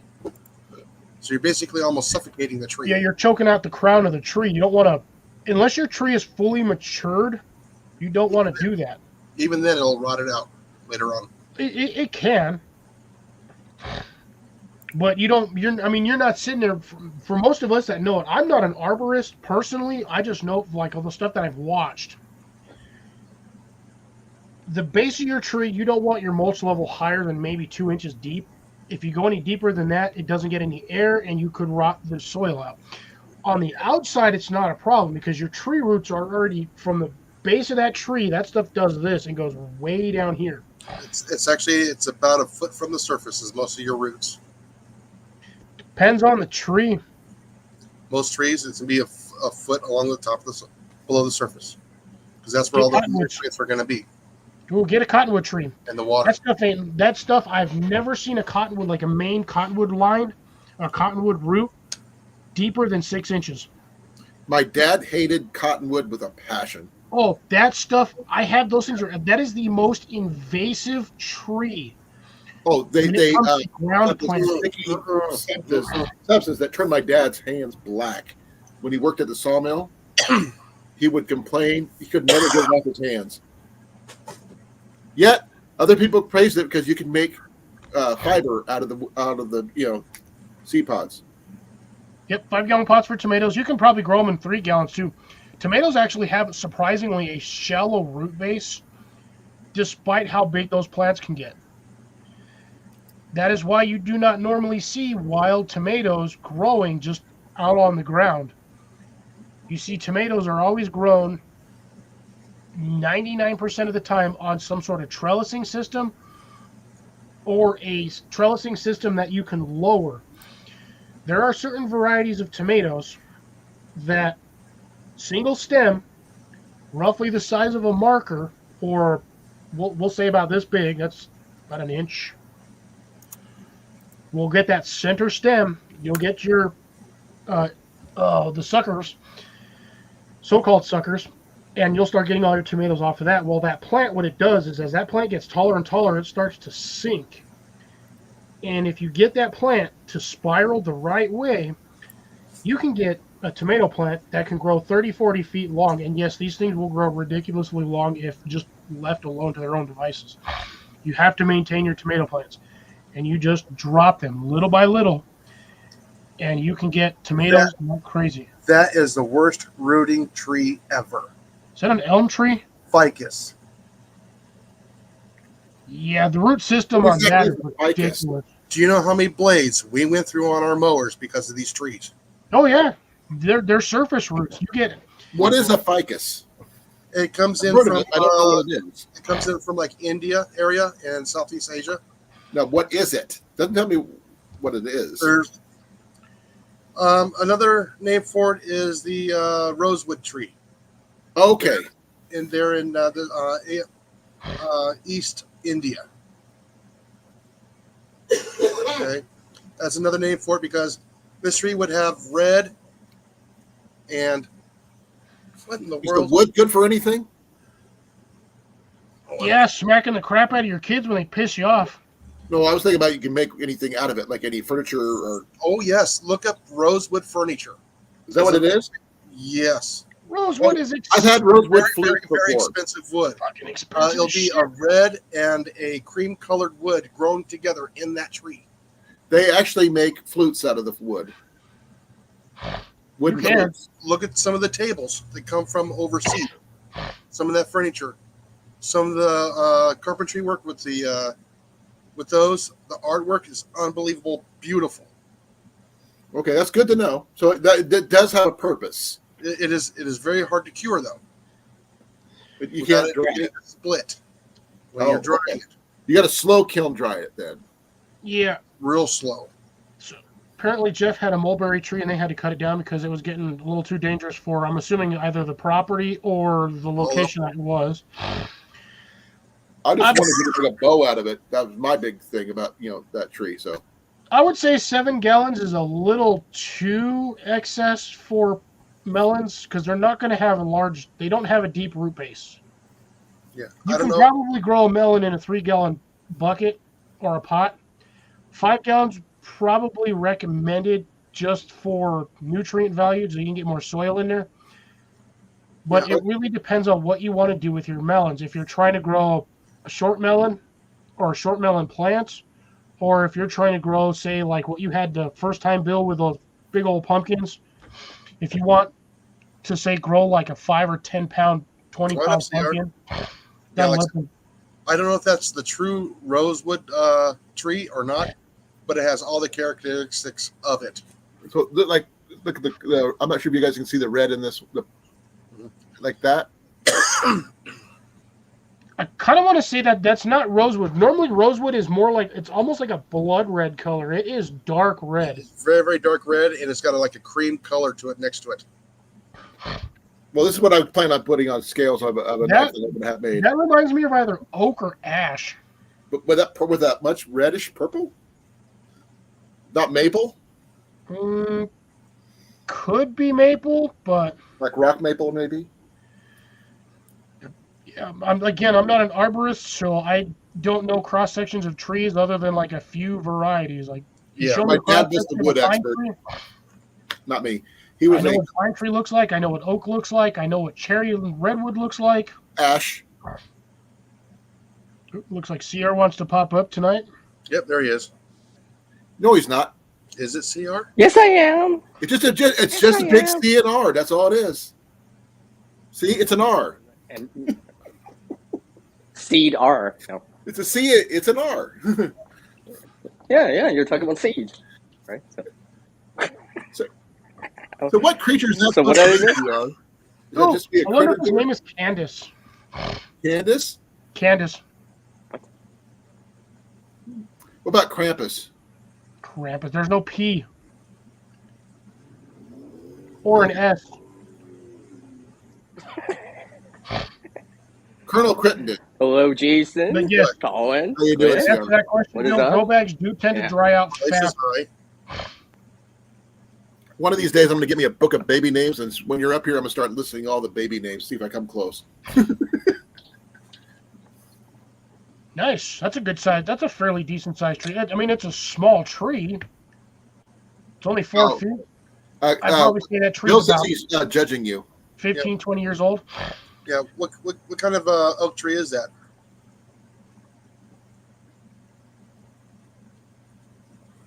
We'll get to that. What do you mean? The acorn tree. That one. Oak. There's different types of oak. It's an oak. I Yeah. mean, there are multiple varieties of oak trees. White oak and I guess yellow. You got maybe? your faster growing oak, but I mean, your That's oak about- really grows. It's the first 5 to 10 years it'll grow really fast, and then That's it okay. virtually stops at that point. Yeah. There's like 50 different species that I know of. And yeah, oak takes eons upon eons to grow. Alrighty. Oh, there's a lot more And than yes, I thought. cottonwoods do suck. They are like, I hate those. 200 feet tall. See, I can Oh, stay wow. for an hour and a half. I gotta go back to this. 1, 2, 3, Oh, I shit. remember what kind of oak tree grows 6, that 7, tall. 8. Yeah, cucumbers. Yeah, I do the same thing with my cucumbers. And like when I'm growing those particular, I do hand water everything myself. Cliff, there's 24 different species of oak. There's more than Nice. that. No, it's according to Wikipedia.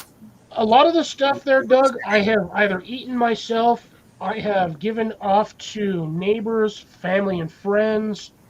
As my mom is a teacher for a high school, sometimes if I get excess crops that I just don't have anything to, like anywhere to go with them or do anything with them, I'll send her off to school with like a big old freaking 10-pound bag of vegetables, and she'll give it to all the teachers, and all the teachers will claim it. First 2 years I was doing this, I was doing tomatoes and beans and radishes. Or no, it was tomatoes, beans, and cucumbers. And yeah, I would every like week or so, I would send my mom with like 5-10 pound bag of vegetables, and she'd come back, bag would be empty. So, I mean, I don't necessarily. Again, I've said it numerous times. I don't always grow this stuff just for myself. I grow it more along the lines of, I want to say hobby, but not quite, because a hobby you don't normally dedicate this much time to, unless you were like really, really, really deep into the hobby. Yeah. It's I just happen to like growing, so I'm really good at it, and I do it. It's really a whole list of the reasons why I grow it. It's calming. It's relaxing. It's You have a passion for it. yeah. There's nothing better than walking outside, looking at your garden, and being like, shit, I grew all of that. Yeah, satisfaction. I did all of that. Like, I did all of that. It's like working in a manufacturing plant, and you're the one sitting there doing all the welds for, we'll say, just out of randomness, Mercedes-Benz. So you're the one sitting there doing all the welds on the frame for Mercedes-Benz. When that thing comes off the line, you're looking at it and like, I That's helped my make work. that. That's my work. Yep, that's my work. I helped make that frame. It's the same thing with gardening. You put all that work and effort into it. Yes, on some days it absolutely sucks because you're out there for the entire day and you feel like you've accomplished absolutely nothing. Me and Jason can attest to that. 100% we can attest to that. Hell, I'm pretty sure even Mr. Wickershire Farm over there, a.k.a. Bill, can attest for the same damn thing. You're out there all day long. You'll get 3 or 4 projects started, Okay. but you never feel like you finished anything because it's you start a project, get about halfway through that, and you start another project. Halfway through that, you start another project. So you're 3-4 projects down the road. The first project is still half finished. Same with the first 3. So then you got to stop what you're doing to try to finish the first 3 projects. But at the end of the day, when you start getting your harvests, you're like, I put all that effort in, and look what I got. Yeah. If Makes it you're worth only it. getting one crop, we'll say just tomatoes. You work on a couple of tomato plants for an entire season. You start getting nothing but tomatoes. When your tomato plants flourish and you start getting that harvest, 40, 50 pounds of tomatoes later, you're like, that was worth the effort. What do you Whether do or with not you what can do you actually do with the tomatoes? eat all of the tomatoes is a whole Well, other- you can make it into soup. Or sauce for lasagna. But again, I mean, if I'm going to grow it and I can't physically eat the stuff myself, I probably could. I just don't like the texture. I'm going to help. I'm going to help other people out. I'd rather them get fresh vegetables that have literally come out of my garden than have them drive to the store, get something that's already been sitting there for 2 weeks.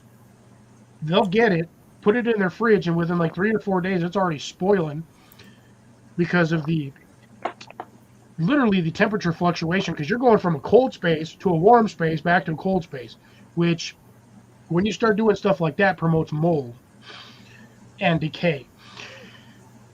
Yes, the only option you can do is either A, stick it down the compost bin, or stick it down the garbage disposal, or throw it in the trash. I'd rather just give them fresh vegetables personally, and I've done that. But everybody in my family, I mean, I still have probably 1.5 pounds of garlic sitting like 5 feet from me. And every time I see family members, I'm like, here, have some garlic. I have no shortage of garlic right now. I have out in my garden probably another 40 cloves just kicking it. And they'll be ready to harvest in about 3 months. I'll be pulling those out of the ground. About potatoes. Still struggling on those ones. That is actually potatoes and hot peppers. Like hot peppers are at the moment the bane of my existence for growing. Like I said, my work. Yeah. Wrigley Field. And at the end of the day, when you look at that, you're like, I did all of that. That was me.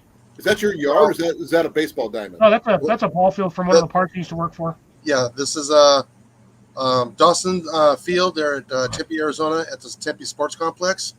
How many feet out to the fence? Which fence? The temporary fence or the chain link fence? The permanent fence. Permanent fence, 400 because it's a softball field. Oh, it's softball. Okay, I thought it was a baseball diamond. Well, anyways, when I got word that the players would rather play on those fields than the field at ASU, I know I did good. At a major university, they'd rather play on my field than theirs. Because you actually take care of the fields better. And yeah, they had one. I had 4.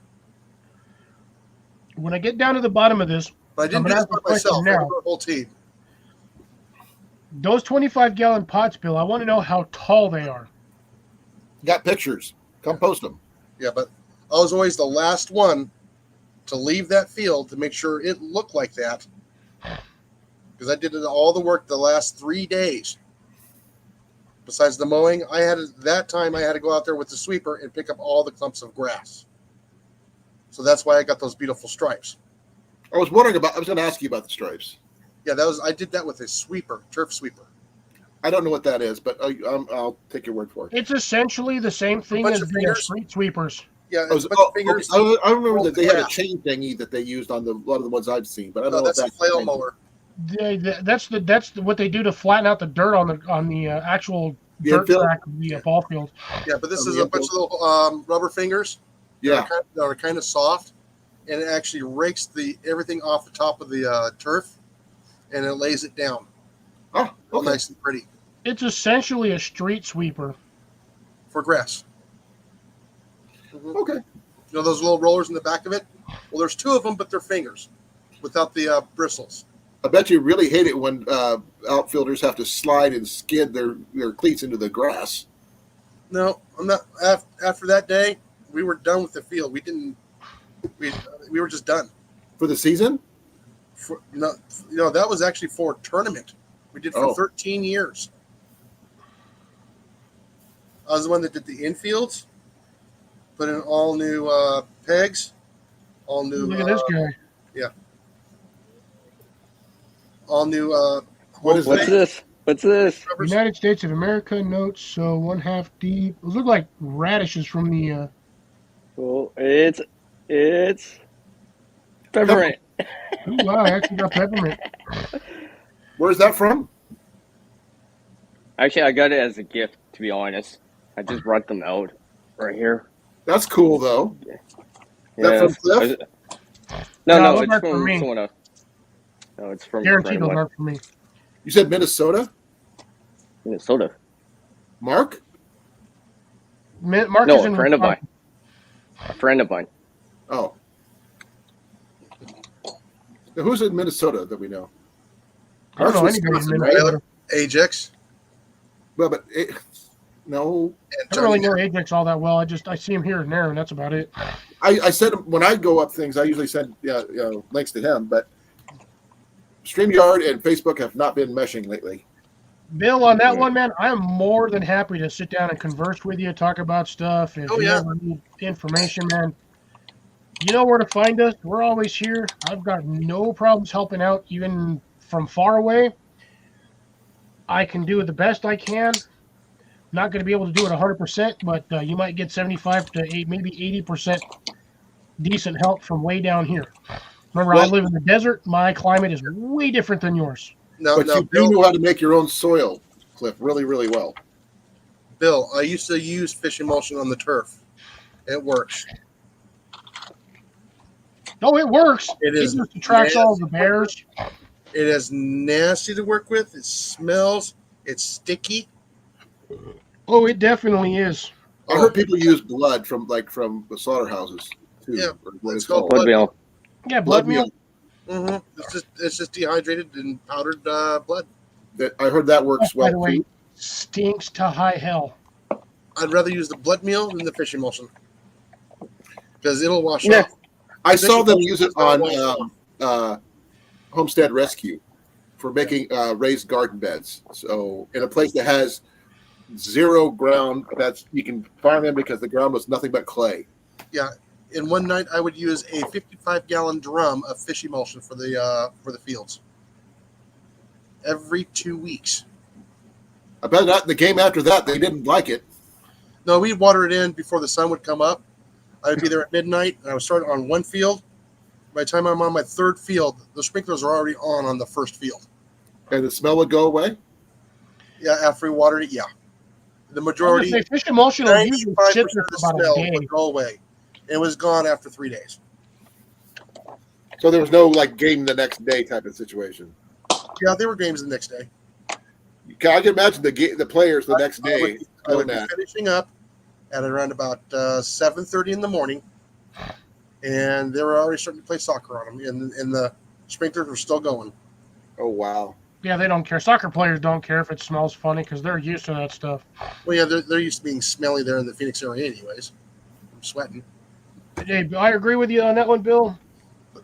Growing knowledge is great. You just need hands-on experience. Now, there is a downfall with using fish emulsion with your equipment.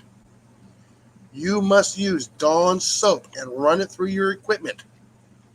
Okay, for at least 20 to 30 minutes.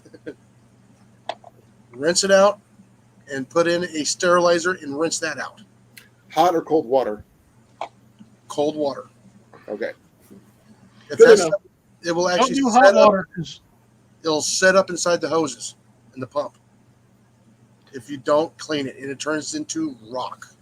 yeah, it's a glue essentially. It'll turn into glue. But yeah, you don't want to use hot water because if Oh, you're using sorry.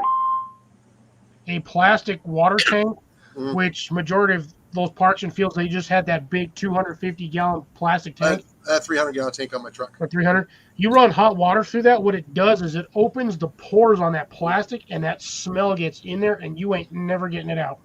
Yeah, I would actually use a neutralizer the following work day after I was done, and make sure everything still ran and I had no clogs or nothing. Here we go. Again, it's Doug, that's because acorns grow. It's an oak tree. Those things grow ridiculously slow. And that record for 100 feet is probably in the, oh God, I want to say California. That is my Maybe. old rig. That's the rig I designed. Did you patent it? No. But that's the only way I can get my CG and everything else to work correctly. And so I can also spray at 30-degree angles, tracking the side of the hill. All right, so on that one, oops, wrong button.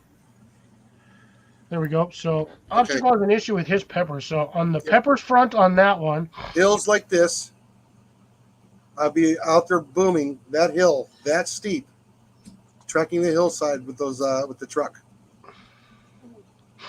Because of the way I had the CG on the truck. I'll be literally going from this side back and forth.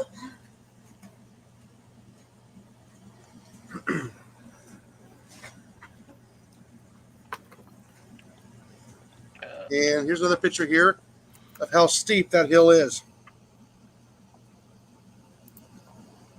yeah, I would say the steepness on that hill is about what I had to walk up that damn boat ramp. Mm-hmm. And I would track left and right on there, not up and down. You know, spraying 16 feet wide. I'm gonna get to this one. How often do you water your peppers? I would say in your climate, for where you're at, unless you're in like the 80s and 90s for temperature wise, I'd say only water them maybe once or twice a week. One more Actually, time. probably once a week, and then put some decent mulch on there. That's the back end of the truck. Tell me, Jason. So you can see how I had it centered on there. And that's a 300-gallon tank. That's 2,400 pounds of water when that was full.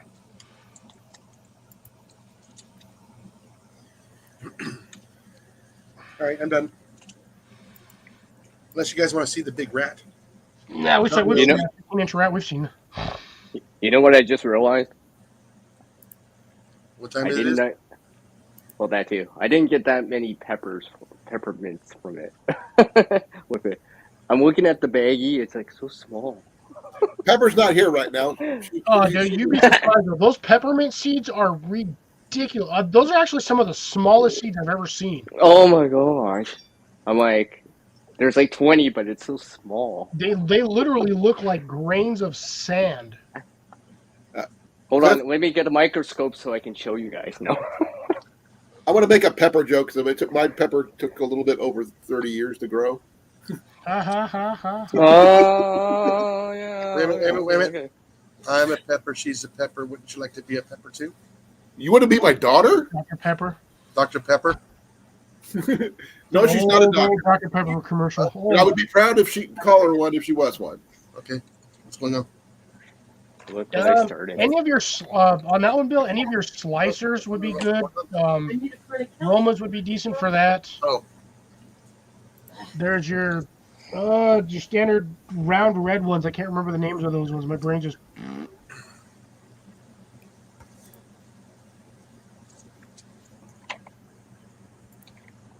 Plum tomato. I don't know what the name of it is, but you can do Romas. It just depends on what flavor you want, because each tomato is going to have its own kind of base flavors, like depending on how you use it. And no, I mean Bill, you're not that much later than ours. It's what, 10 o'clock over there? He's on Eastern. Yeah. I mean, He's 1 hour ahead. we might be 11 o'clock then. The Central Time is actually right here. This row right here, Central. Eastern is down there. I can probably find out. Bill, do you have Instagram or not? I'm about to find out here. If you don't have Instagram, then we'll have to figure out another way of communication. Yes. There he is. He's got his seed showing, Cliff. Oh, but this bag has a lot more seeds. Oh, yeah, that's arugula. Man, you probably only need about 40 of those and you're good to go. That's way too many. That's why you put some in your neighbor's yard and see what happens. No, arugula, that stuff is I very got stubborn. I got some to spare. How about some rhubarb? I do not want to. Oh, wait, let's see. I'll show you guys. Hold on. I got some more too. Isn't Wicked Sharp Project on Instagram? I thought he was. I don't know. I'm trying to find I didn't think so. Instagram changed the stupid search function now to freaking Meta AI, and I hate Meta AI. I hate that. Oh, I thought I had it. You can take me off these. I tried to delete it and it wouldn't let me do it. I'm so pissed. I know. What's nice is you can actually talk person to person, or I don't think you can talk in a group yet, but I know Cliff and I, we know we can talk one to one. Yeah. So we've done it a couple times. Sorry about that. Let's see. Be nice if we can just record it and put it out there. What do you mean? When you actually do a call on Instagram, actually Oh, record it. well, you can Yeah, yeah. indirectly, but yeah, I know what you mean. Basically, liquid manure is what they were putting on the fields out there. So essentially, cow shit seeped in a big old vat of water, and yeah. Yeah, with that fish emulsion, we would put the guano tea in there as well, and All good. what else was in there? There was some other kind of thing they put in there. It was bat guano. Oh, jeez, I can't remember what else was in Not there. to the There's bottom still 3 things. These in Ozarks, we got. Oh yeah, hot peppers take forever. That's why you got to start them mad early. Yeah. And I do mean mad early. I'm talking like 3-4 weeks before spring. Remember, It's like already too late. yeah, your peppers are actually perennials, not annuals. But if you're in a colder climate, you cannot leave them in the ground. They will die. Like You me, can I have to put them in pot them. containers. I have to put them in containers so I can actually bring them in.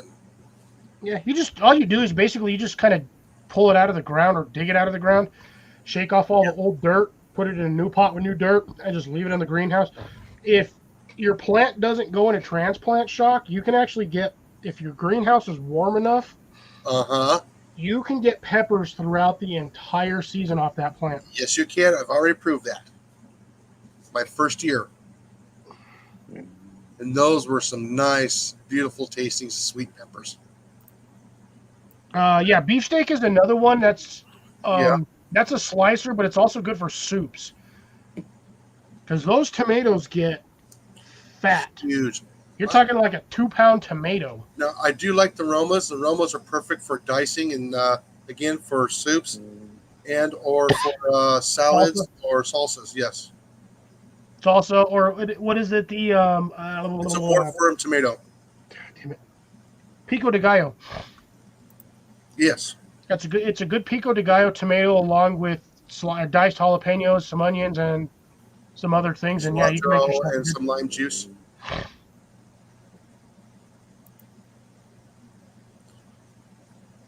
Basically, that's all. That's the whole recipe right there.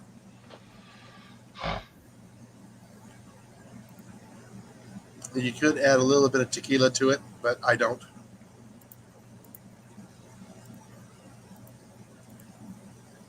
Hungry. Oh. Did I say that out loud? But like I said, I do like cherry tomatoes. The little sweet cherry tomatoes. Those are awesome. They're just like eating grapes. In which I did not grow any this year. Oh. Because I need to get a better pot for them. So I can get them to grow for a long time. See, I hate this stupid meta AI. I can't just search for it. I have to there we go. You have to physically type it in. I physically type it in, then you got to actually physically touch it. And then you got to see if you can find the account. Oh, no, nothing. This stupid Ask Meta AI BS, they seriously. Yeah, I don't even know what it's for. If Bill wants to, he can quick pop in, put it in the private chat with the camera off, and then he can pop back out. Yeah, he's not on Instagram. But we don't know what the account name is. Well, that's true. I mean, Sorry, I was. not unless you know how to spell his last name correctly. You might be able to get it off of his name. Other than that, you probably won't get it. You guys trying to figure his name out still? Well, I it's guess William. Drops is going to come up, I suppose. Let's see what he has to say. Good evening, Drops. Hello, Drops. Hold on, man. Hi. Okay, there we go. I actually turned off the microphone for the Yes, they are. Yahoo. Anyways, there's a lot of plants that are indeterminate and determinate, and you need to think about when you grow those, whether they will come back every year or keep growing. Roma tomatoes actually are determinate, so they actually are heirlooms type of plant. Get out of the store, but those things have to be grown at one point, and then they're done. Yeah, they're seasonal. That's going to be a annual. Exactly. So they grow a crop all at once, and they're done. Now, cherry tomatoes, like you like, Colin, you can actually grow them like For a couple years. you can grow them all winter long indoors because they're self-pollinating. Okay. Ours did pretty decent considering it was in a hotel room for 3 months. Well, yeah, I get that. I mean, we did the bird and breakfast for a month too before we bought this place. But you can grow them indoors. Cherry tomatoes, heirloom ones especially, and then I like cherry tomatoes. They're good on salads. Yeah, they are, and that's the whole point. You grow what you need to eat during the wintertime when you can't grow during summer. Now, like the lettuce and stuff like that, you can grow that indoors. It's propagated by the wind. If you really want to grow them to maturity, you can actually just use a fan, and it will seed them and pollinate them. So the big lie that we all heard before, we need bees to pollinate everything. Not really. Butterflies will do it. So only certain plants. Tomatoes are self-pollinating. Same with peppers. Yes, peppers, and they're all part of the nightshade family. When you get into the fruit trees, yeah, you're going to need the birds, or excuse me, the bees. Or butterflies. Not actually, even with the fruit trees, not all fruit trees actually need to be. Some fruit trees are actually self-pollinating. Yeah. Which one? Some of the apple trees, I know for a fact, are self-pollinating. Yeah, well, that's what the hybrid are the ones that you buy, and they have a female and male tree. But if you buy a hybrid, it actually does both. Then you don't. A lot of the dwarf variety fruit trees actually don't need pollination. They're self-pollinating. Exactly, Cliff. That's what they actually are. They're actually hybrids, and they're actually self-pollinating. So they will produce and everything, keep producing, but the longevity of those is not a question. That's what I say. Blueberries is another one too. That one's kind of weird. You have to have at least another variety of blueberry in order to Get them to cross-pollinate. But it's weird because I have a blueberry plant that is currently producing blueberries, and it has not been near another blueberry plant for like 8 months. But it's producing blueberries. What about Right. grapes? Right, but let's talk about wheat and corn, one of the major crops that we actually produce in this world. Okay. Now, if you look at that, Cliff, they are wind pollinated Yes. themselves. They're grass, basically. And so, therefore, the fact that we may lose all pollination from bees is kind of a sad story because it's not really true. And that's probably one of the things we need to consider. It's both yes and no at the same time. Yeah, the loss of pollination from bees, I blame the damn vegans. Well, yeah, we're not going to get into that, right? You think honey is expensive now? No, I don't think it's the vegans, it's the vegetarians. I think there's two different types. One's, I'm not sure No, which the one- vegans are the worst. Vegetarians just choose not to eat meat, but they can. Vegans, they won't touch it, and they will not eat anything that had a face. Face, yeah. Okay, I was having trouble determining which one's which. And they don't care whether or not it was an animal or a bug. If it had a face, they will not eat any byproduct from it. They're the reasons why we are losing bees. Why? Well, actually, I think vegans eat the most toxic crap on the earth, right? Yeah, it's called tofu. Yeah. They Soybean. want to make everything taste like meat, but they refuse to actually eat meat, which would be a much better alternative. That's okay. Their lifespan is only 10 years after they start. Well, I'm actually, hungry. they have a shorter lifespan of like They 5 do. to 10 years. Yeah. Ian is not a No problem. vegetarian, but he does like the what do they call it? The Impossible Burger from Burger King. Oh, you mean the cardboard burger? He likes it. Don't ask me why, but But he you guys also don't will eat a eat 10-pound bag of jerky with without blinking, and not sharing either. Yeah, but that's that's a solid bag of protein right there. Well, guys, I actually trade stocks online. So I do swing trade, scalp trade. I don't do any long-term trades anymore. But I'm gonna tell you right now that Beyond Meat, Beyond Oil, Beyond whatever, Beyond, that stuff's not really holding up in the stock market, right? Yeah, it's because that stuff is it's hit or miss, and it's only targeted for a specific demographic of people. Well, exactly my point, because it's not really chiving with everybody. And then we look at all these EVs, and I looked at Ford. Now, Ford dealerships said 60% of them said we're no longer going to carry the EVs. And So why the they wrong gonna do I'm that? going to tell you right now, Drops, this is the wrong direction for this conversation to go in. This is gardening. We're not talking about stocks. We're not talking about the EV market. Okay, I You got try you. to keep this on track. Gotcha. How about bacon seeds? Can we Sorry, get but talk about bacon seeds? yeah, if only they could make bacon seeds, but they do. It's called pig sperm. It's called a projectile. Is Well, it's been called that before. I'm sorry, it has. Colin. I'm not saying. I'm just repeating what other people have said. But yeah, Well, I'll tell you what, you get a pig or a hog or whatever, and you try to grill them, you want to make sure you have a good base on the bottom of your pen for them. Because if you don't, they're going to dig out. They have a root through concrete. Yeah. now is it okay? This is for gardening purposes. I was asking about with in addition to the pigs. Bacon seeds. Well, no, yeah. They're You want little the small. pigs out as far away from their house. No, I'm They just saying, smell. moving They a smell. pig pen from place to place in order to use the ground they were rooting on or penned up in as a gardening space. Jason wanted to show Oh, something. oh right hell now. no, you do not. That ground, you can't touch it for like years. 2 years. It is destroyed.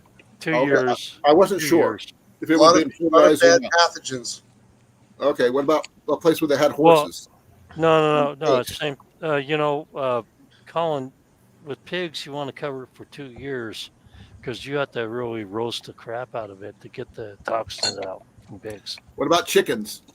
For chickens, 1 year. 6 months to a year, actually.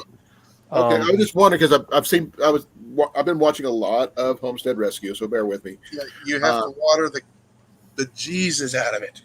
Well, I just wondering because they got things called chicken tractors, which you move the pens as they are, doing their thing. Yeah, but those chickens, when they're doing the chicken tractors, those things are not necessarily in that spot for more than about a month or two. No, a day. Yeah, actually, you can use Hold on. that fertilizer for like a year. I mean, for like every 3 months. It's almost like rabbit poop, which is cold fertilizer, and there's hot you fertilizer. can use that right away. You can use rabbit right away. Okay, my wife's raised rabbits, and I had a rabbit as a kid, and we didn't use it for. At least I don't think we use it for fertilizer. Same if you have like deer, elk, any of those, because it's basically going to be the same thing. It's a grass pellet. What about llamas? Don't know anybody that's got a alpaca. farm full of llamas that they're using llama shit. Well, the thing is, we have alpacas and llamas here in Iowa. And sheep is another good source of fertilizer. We have The some sheep, llamas, too. if I remember right, Colin, it's like 3 to 6 months. I'm not sure because I we even have a couple places that have ostriches.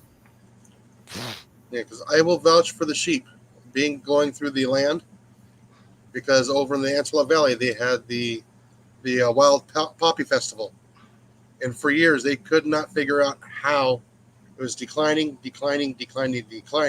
and somebody said they used to have the sheep roam through that area every year.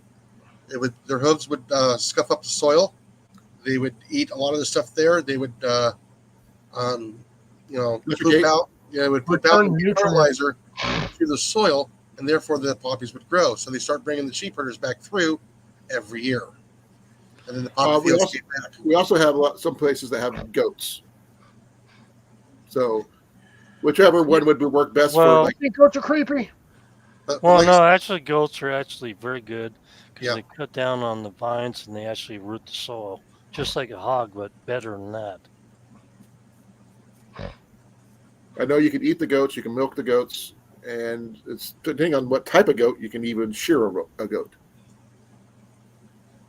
Oh, they've got hunting seasons for freaking pigs everywhere, man. Just about every damn southern state you can name, they've got hunting season. Missouri They- does. They just They talked run about it here in rampant. Iowa, but not yet. It hasn't been bad enough yet here. oh, new invasive species just popped up that I happened to catch is the axis deer in Texas. Yeah, they're moving down there now. And the axis deer. I've heard of it. I don't know anything about it. They brought it in from the India many years ago, The India? for game hunting, but they've escaped and they've just gone out of control over in central Texas, over in the hill country. And they have really no predators except for mountain lion Coyote. and coyotes. They're only going to get the young ones. But what does them in is the cold weather because they cannot handle the frigid temperatures.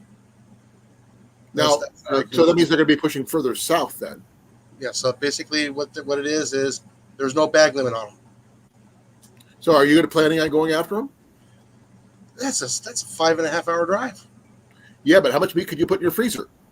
The axis deer are not that big. Well, I said, how many? If you get more than one, you can fill your freezer up for a year, and you can save money there. Well, Jason, do you have actually a picture of that? Axis deer, I can real quick. You'd Yeah, probably I- need about 3 or 4. The thing is, if there's unlimited bag limits, you could fill your freezer. That would the money offset from the travel time of one trip should be able to fill your freezer for a year. Yeah, they do have open season on a lot of all year round in some places. I know Florida, Texas, some of like I said, some of the southern states where the hogs are very, very rampant. They have a pretty much 24/7 open season on them bastards. Yeah, I did a website for a hog hunting retreat actually in Wait. Texas. a long time Axis ago. deer. Let's try that. Okay, axis deer. Yeah, very small deer. You need about 3 or 4 of them to fill a I've freezer. seen them in. I think I've seen them in California. Yeah, those will usually be in the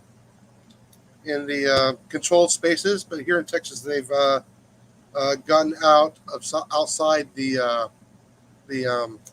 Well, how many pounds are those deer actually? I mean, they're kind of on the small side. Maybe How many pounds? 3 to 400. No, way smaller than that. Because I know the mule deer over there in western part of the country are Well, like, they're huge. those are like They're 200 pounds. huge. Easy. And I've hunted elk and moose, so I know because I got a 300 Win Mag, and I know how to hunt them. But 150 to 250 pounds for an axis deer. How much? 150? 150 to 250. okay, so they're size of mule It's- deer. Yeah, or white. No, the 6-year-old, whitetail's white not tail. that big. They don't get as big as they do here in Iowa. In other words, Yeah, they're like little dogs over here, but over in Arkansas. But over there in Washington State, I see 200-pound mule deers all the time. when I our was there. bucks here get huge, but there are a lot of corn-fed ones. But when I was Here we go. stationed in California, It's about the they size were of a very white bear. tiny deer. But nice rack though. Oh yeah, they're beautiful creatures. That's not as big as it looks. That guy's standing. That dude's probably He's sitting way behind 10 it. feet behind it Yeah. Yeah, for but the still, perspective. Here's another one. There we go. there's Cliff. There's a deer. Yeah, that's, looks, that's a much better. Yeah, those That's the guys size, yes. are like Still a right decent- behind them. It's still decent meat though. Yeah, Yeah, but you're going to need at least 2 of them to fill my small little 7 cubic. yeah, that's normal deer for Yeah, but me. the thing I'm is- sorry. It's still pretty good. You'd save money in the long run. You go to Montana, you see a deer about 150, 200 pounds. I'm sorry, but Yeah. that's just the truth of it. Well, That's the, not a big deer. The No, further yeah, south most you go, deer the aren't that smaller they're big. going to get. Well, around here, I think they're about 80, 100 pounds. Just small Uh, deer. Yeah, where I'm at, the does here will get about 125 for a whitetail, and that's going to be a big female. I think I can take one. Yeah, I can probably just snap one of them up, just grab it. Now in Not a Florida, gun. they're half the size. There are actually access deer here in Iowa. Yeah, are they on a ranch or are they wild? Both. Yeah. They used to be on hunting ranges and stuff, but they they're invasive, just like I just you are heard that down there. from another YouTuber, so I don't know if it's actually true or not, but I need to find out What? if that is true. If there is no bag limit on them. But again, you have to have a hunting license, and you have to have permission to be on that property. Yep. What hunting license? What are you talking about? Here in Texas, if you're hunting deer on your own property, you do need a hunting license. How's that right? Yeah, which is stupid. Well, here, because you have to have it tested for a chronic waste disease. Yeah, Yeah. they do it here too. CWD. Yeah. Yeah, they are considered an invasive species, not regulated by game laws, with a few exceptions. No closed seasons. Exotic animals can be taken any time of the year using any method or means. However, a hunting license and landowner permission are required. Yes, that's to make sure that it's to make sure that you have taken your hunter safety course. Is basically what it is. Yep. You're not putting You can anybody say else. that all you want, Drops, but they could nail you if you don't have a current one. Are you talking about human hunting safety course or what? Be surprised how many people take stock in hunter safety courses. Oh yeah, Really? Yeah, especially here in Iowa, because they can gauge how many people or young people are coming into hunting. If you just because if you don't have a lot of people taking those courses, that means there's not enough adult hunters, which are bringing in revenue. yeah. It's a revenue for the state. It's a revenue so they can actually. It just doesn't go for hunting. It goes for all outdoor activities. Yep. That deal with the state. So it helps pay for, all the Parks, the park usage, keeping up with the scientists to keep up with the health of the animals, count of the animals, how many animals can be harvested. In Right. that set. Right. I get it. Yes. they also pay Yeah. for like restocking of fish in the fisheries and the lakes and the streams as well. Yeah. So when you get hunting, it covers the A lot cost of raising and planting of the trout. Yeah, that's why hunter safety courses are very important. And Ian passed it took a 2-week course in 4 days and passed it with only missing 2 questions. When I was 7 years old, I found a wallet out in middle Montana. Okay. And there was a bunch of money in it. I took it to my dad and said, "Look, Dad, I found a wallet." And he said, "Well, son, there's $342 in there." And back then, that was somebody's paycheck for the month, right? And he called the guy up because his license, everything was in there. And the guy came over and then he got his money and decided he wanted a reward, right? So he tried to give me $20 out of that. And my dad said, no. And the whole time that I was talking to my dad, when I was 7 years old, Dad, I really wanted 22. Well, guess what? He turned around, looked at me and said, "Son, I think you're responsible enough to actually have a gun." So he said, "I'm going to buy you one tomorrow." Right then and there, I got my 22, my first 22 at 7, and I shoot it and everything else. Now, you got to be an honest person to actually do things like that. I could have just took $342 and squirreled away, threw the guy's wallet across the road. You think about that kind of thing. We don't teach that thing to our kids nowadays, do we? I did with my boy. Yeah, I know. I got a question. Anybody here in the chat, or maybe lurking, do they do any gardening for food plots? Because that's still gardening. Actually, I actually have seeds for everybody in town, and then some. And then I actually have. I will teach people how to garden if I have to. But then it is there right there.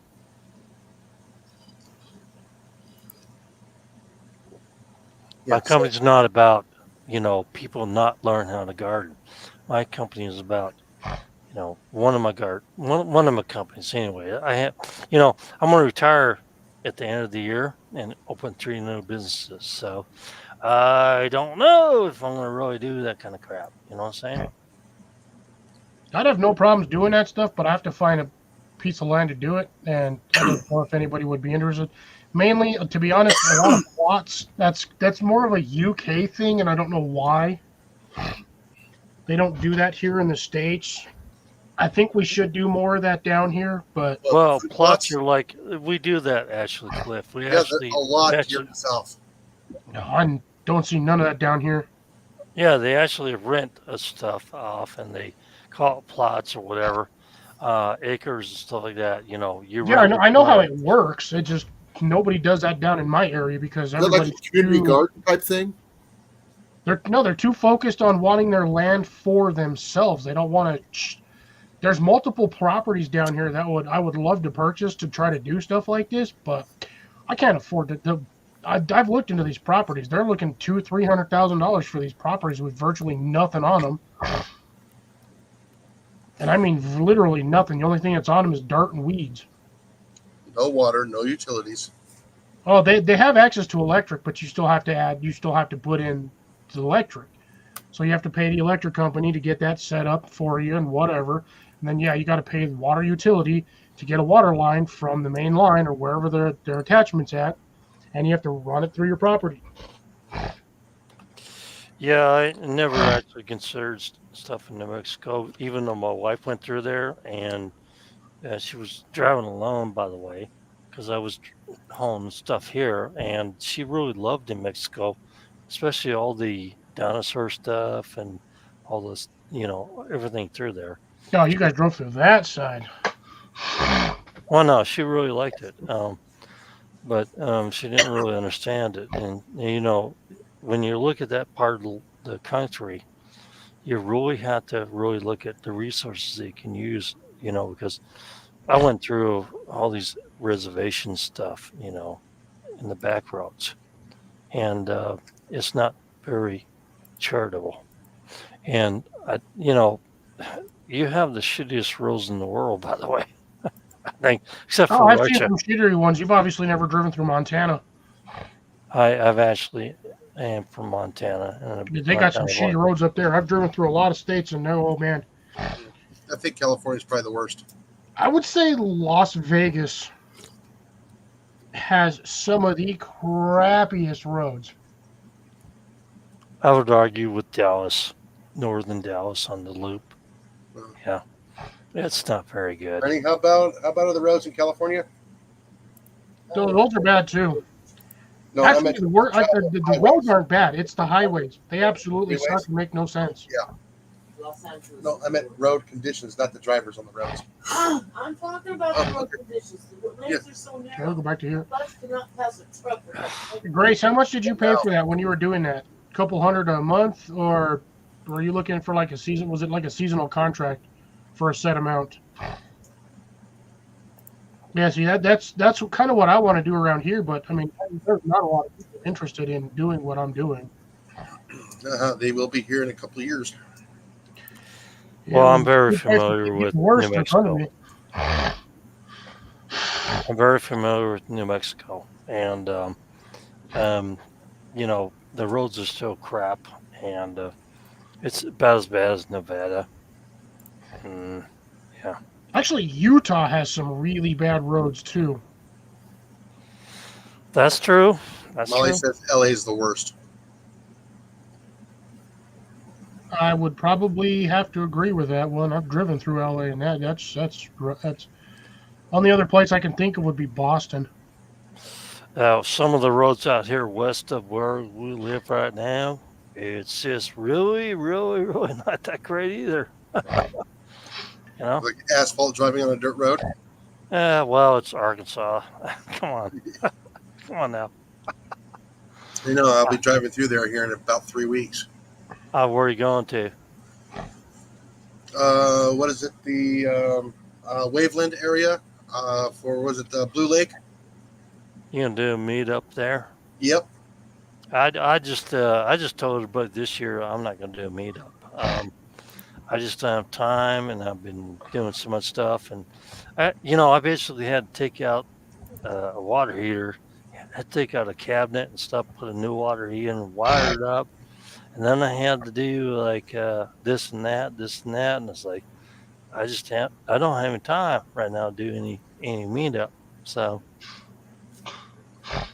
Well, for me, it's a way to get away from work, meet up with other YouTubers. Well, a chance to go camping. It's to get away for a week. yeah, well, I didn't get away with it this week because one of my clients called me up and said, "You got to rebuild this site because it's totally effed, and we just can't not get anything viable off this company to rebuild the site because we need to market it." So most of my clients are marketing clients, and I do IT, security, web development, and coding and stuff like that, right? So I was sitting there literally for the last, even today at 4 o'clock when I finally got it all done. I had to do all this stuff, and I don't mind because I bought a pickup truck for like $3,000, and I paid for like a third of it, right, in one day.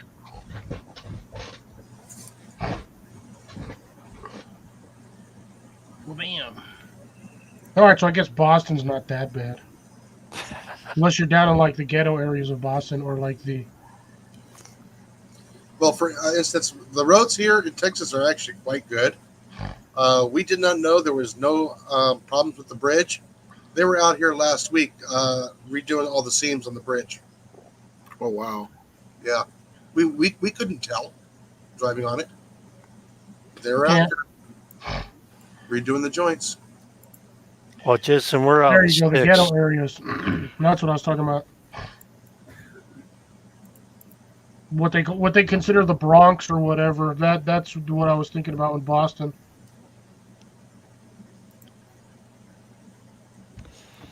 Well, Jason, we're out in the sticks, and we're out in the foothills of the Ozarks now in Arkansas. And I'm really loving it because it just reminds me of where I used to live in Georgia.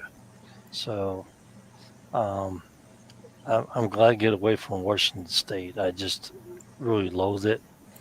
And, the Spokane area, I didn't really like it. And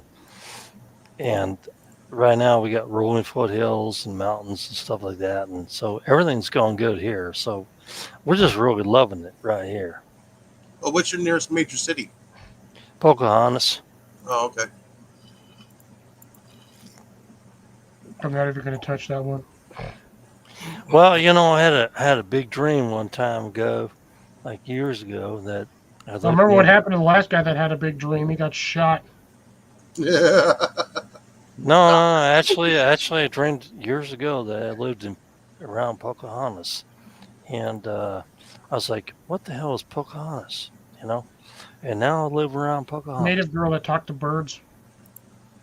That Lewis and Clark. Disney.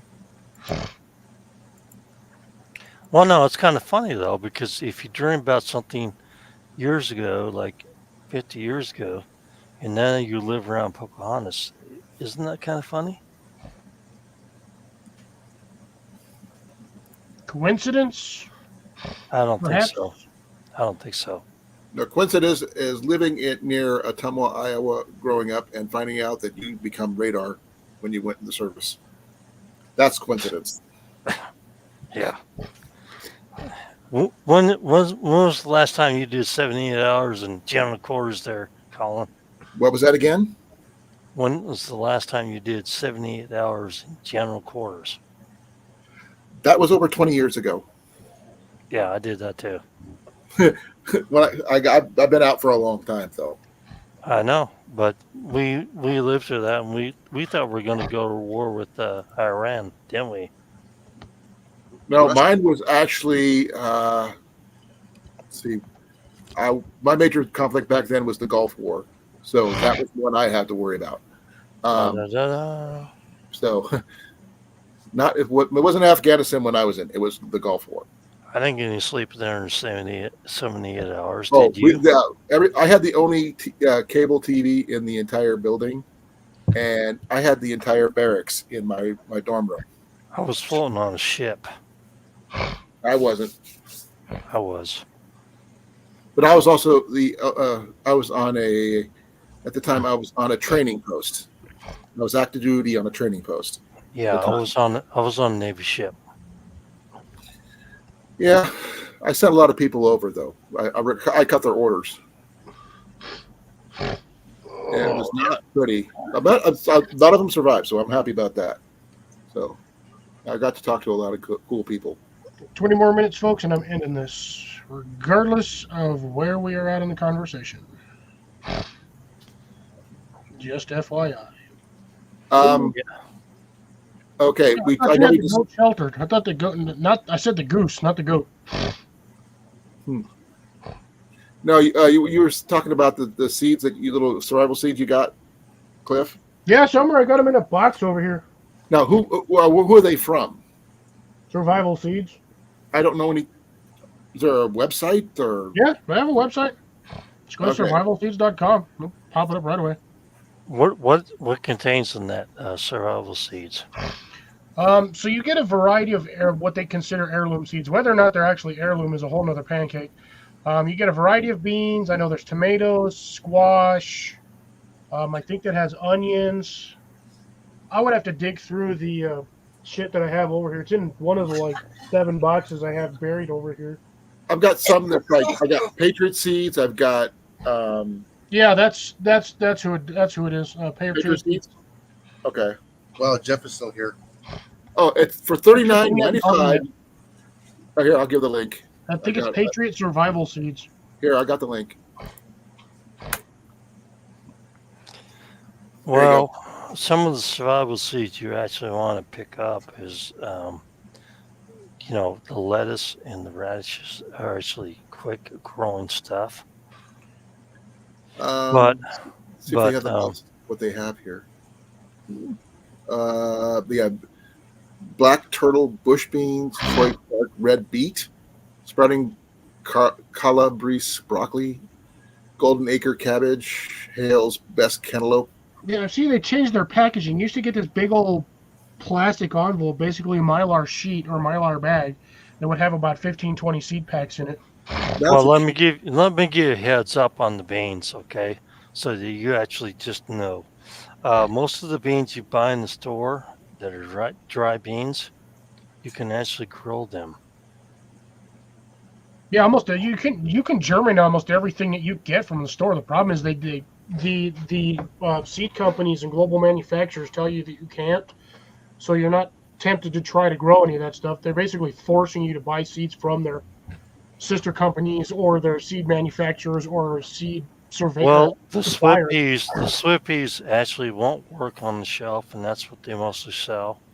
But if you actually just buy beans like kidney beans and stuff like that, you can grow them actually right off the shelf from the store. I've done that. I actually have videos on that. Lori's getting ready to duck out here, Cliff. Yeah, we're not going too much longer. Got about 17 more minutes or less.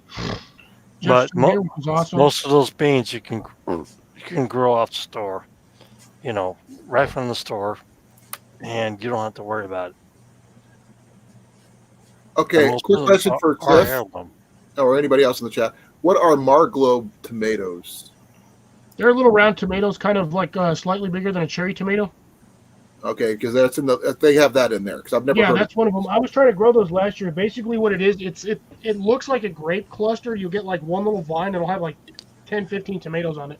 Okay, I see. I'm looking at it. I'm not familiar with some of these. Can I ask you a question, Cliff? Do you grow tomatoes next to each other? No. Well, I tried to last year. My tomatoes didn't do so well because I think I moved them too many times, and I think I had them in the wrong spot. But the first year I grew tomatoes, I grew one Roma plant, and the bottom of that thing was about 5-6 inches across. Okay, so the Roma tomatoes you buy in the store, most of them are actually almost heirloom. You grow the same thing again. But if you plant tomato plants too close to each other, they actually Yeah, they cross pollinate. they cross pollinate, and then you get a different plant. So I grew cherry tomatoes one year, and I did the dumb thing of doing that, and then I actually got bigger cherry tomatoes out of the whole thing. And it still tastes like cherry tomatoes, but you need to think about that.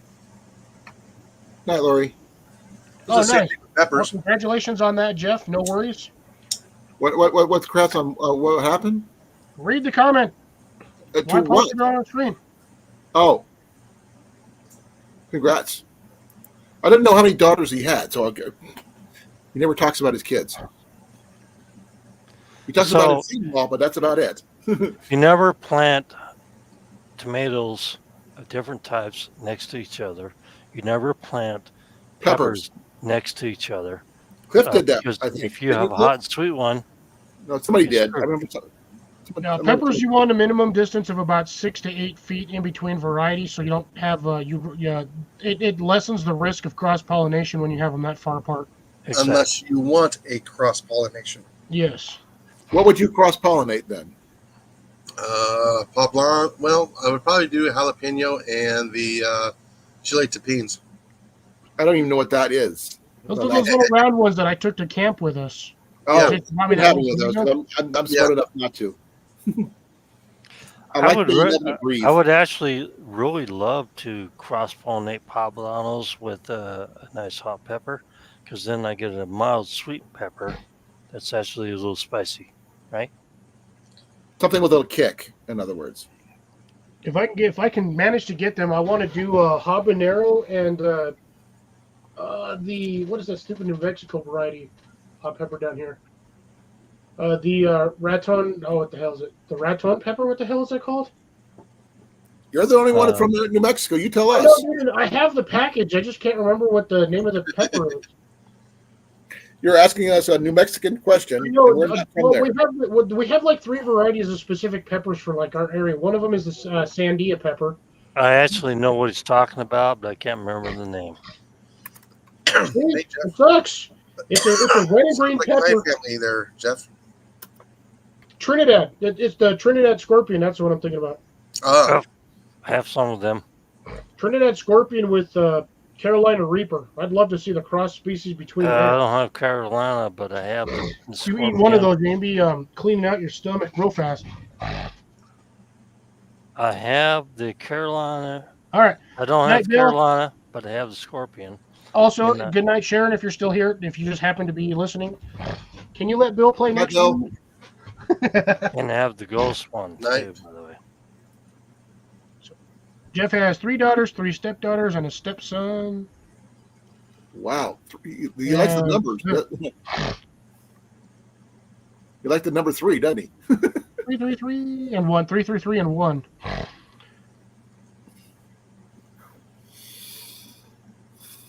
Usually those ones kind of won't, but you do kind of run the risk of either having a mild jalapeno or a rather spicy bell pepper. That'd be great for making like salsa or something. Yes. Salsa or pico de gallo would actually probably be the best one. Yeah. I would love to have a sweet red jalapeno with heat. Actually, pico de gallo, I like to use tomatoes instead of the tomatillos? Yeah. Those are all the tomatillos. Holy freaking cow! Damn. Reminds me of my dad's family, his brothers and sisters. He had 11 kids. Yeah, our family's so big we're a clan. My dad was a clan, and I'm a part of that clan. Jason, I'm gonna have when my jalapenos start kicking out, I'll have to save some of the seeds off of the red ones, and then I'll have to I Send- got red growing. Actually, Yeah. I think I have jalapeno seeds in the bag for you. I got red Cliff, ones right I'm going now. to be bowing out here myself. No worries. I, Yeah, we're not going much trying to longer. sit forward. I'm trying to keep not from leaning back right now. Gotcha, You know what gotcha. happens when I do that. So thank you guys for having me up. I really appreciate it. And thank you for answering my questions. I just thought it didn't hurt to ask about seeds. 'Cause I don't know. So I asked. Yeah, I'll see if maybe next week I'll try to see if I can't find that seed bag and I'll show you guys the contents. But yeah, there's like That's 20 that's a good or topic for a discussion, Cliff. Colin, It if all you don't related know to about seeds, you can ask me anytime you want to because I know understand that, about but I'm on Cliff's Live every week. And he's my go-to guy usually. Okay. Well, Thank you You for know. letting me know, though. I really appreciate it. And my count is going down. Okay, be well, be safe. Love you guys, and I'm out of Take care, here. Colin. See you next week. See you later. Bye. I don't know unless I got that. What? He's still spinning. Gee, I don't know what he's That's doing. weird. That's weird. anyways, growing gardens is pretty hard, and I've had many people tell me that the carrots, I can't grow the carrots, and I talked to them and said, "Well, did you put manure in there, everything in there?" And said, "Yeah." And so they have too high of a nitrogen level for carrots, and that's what it is. Plus, there's also companion plants for carrots they don't actually put in there, and they put the wrong stuff in there. And so, I want people to understand that it's not your fault, but you need to understand how to grow stuff. You need to know your soil. Yeah, I mean, if you have too high of pH, nitrogen level in your soil, you can't grow a lot of root vegetables. The same Now, thing. beets are totally different. Beets are like they're 20-20-20 pK level. If I have that. They need it. You know what I'm saying? But you can't grow carrots in the same soil. You understand? Oh yeah. You need a 5-15-15, 5-20-20. But if you try to put carrots in the soil where you grow beets, and you have the nitrogen too high in your soil, you cannot grow that vegetable very well at all. Yeah, because next year I'm saving some of the soil. I'm not going to amendment or nothing. That's going to put my carrots in next year. Yeah, but you better check the pH level as far as the NPK, because the nitrogen level cannot be high on carrots and stuff like that. Onions are like 10. You have to understand the vegetables you're growing, because if you don't, you're going to end up just slaughtering them, and they're not going to grow very well. Take care, Obstacle. Have a good one. Thanks for stopping by. I hope your beverage tonight was a relaxing one. Yep, same We here. will see you next week, brother. Have a good one. See ya, Obstacle. See you on Wednesday. Yeah, no, like I said, a lot of people don't know that you actually need an alkaline soil for onions, not an acidic soil. Well, actually, 5.4, I think. As far as the level for that, if I remember right. But you actually have to have a very low nitrogen soil for certain things like carrots. But onions, yeah, they love a nice 15-15-15. Yeah, Right. but it needs to be an alkaline soil, so it needs to be on the alkaline side. Yeah, that pH of 5.4 or less, right? You need to actually, you need to be into the. Actually, no, you need to be more towards the 8 and 9. No, onions are 5.4, just like raspberry bushes and other stuff like that. Now, onions are very, very, very, very. They're like a alkaline soil. So, Yeah. I know all this stuff. I've done it for years. And like I said, your tomatoes, they kind of like more on the acidic side. So that 6 would be what you want to look for your tomato. 5.8 to 6.4. Yes. Yes, that's Grab one actually. fertilizer. Watch them go. Yeah, that's actually 5.8 to 6.4. They can generally generate any soil that you have. And That's why you don't see onions being grown on the East Coast. The soil's too acidic. yeah, that's true. You'll see it in the deserts of Washington and the Southern California. Those are where they grow most of the onions. Actually, they like 6.4 the best. Actually, Onions? Somewhere I think I actually have Big Jim peppers. I just haven't grown them. I got tons of bell pepper stuff. I bought some newer stuff this season, but they're still sitting down here in my packet. I'm about ready to get more sweet peppers. well, you can wind down the pH with peat moss and stuff like that in your soil. Yeah, they'll make it towards the acidic, but you want to add lime to make it alkaline. Right, You know, so the same thing with sulfur. Will also make it more acidic too, as well. Right, and we have bag of seeds. we have water here that's actually has lime in it. So, but there's other measures you can do that you can actually turn around and make soil less acidic and shit in there for seeds. Yeah, my catnip had no seeds in it. Your what? The catnip I bought had no seeds in it. Not one. The package that you bought? Yeah. Yeah, I just checked this one here for my sweet hybrids, and there's like maybe 10, 15 seeds in this damn bag. Ouch. Yeah, and I paid $1.70 for it. It says 30 milligrams, but I haven't bought seeds there's 30 milligrams worth of seeds in there. I haven't bought seeds in like 20 years. Let's see, there's 2, 4, 6. Yeah, there's about 15, maybe 20 seeds in this whole package. I haven't bought seeds in 20 years, Cliff. I buy seeds just because I like to give them randomly give them away, but I haven't bought seeds in 20 years. I just actually grow them. Jason, you ever tried lovage? Try what? lovage. It's another green. It's like cabbage. No, I haven't. Celery. It's like celery. No, I haven't. Yeah, it grows like a bush. It grows like 5 to 6 feet tall. Okay. Like a rhubarb? 4 minutes, folks. 4 minutes. Pretty much. But it actually, you don't have to grow celery again because it just grows until season dies and then it comes back up again. It seeds, it grows back up. It seeds, it grows back up. You can have celery all year long.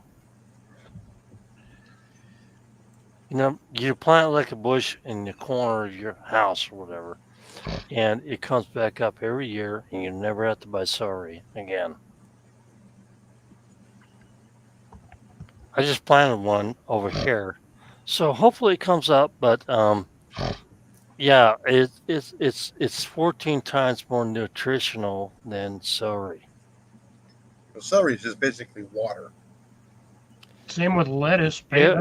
Basically, lettuce and bell peppers are water fruits.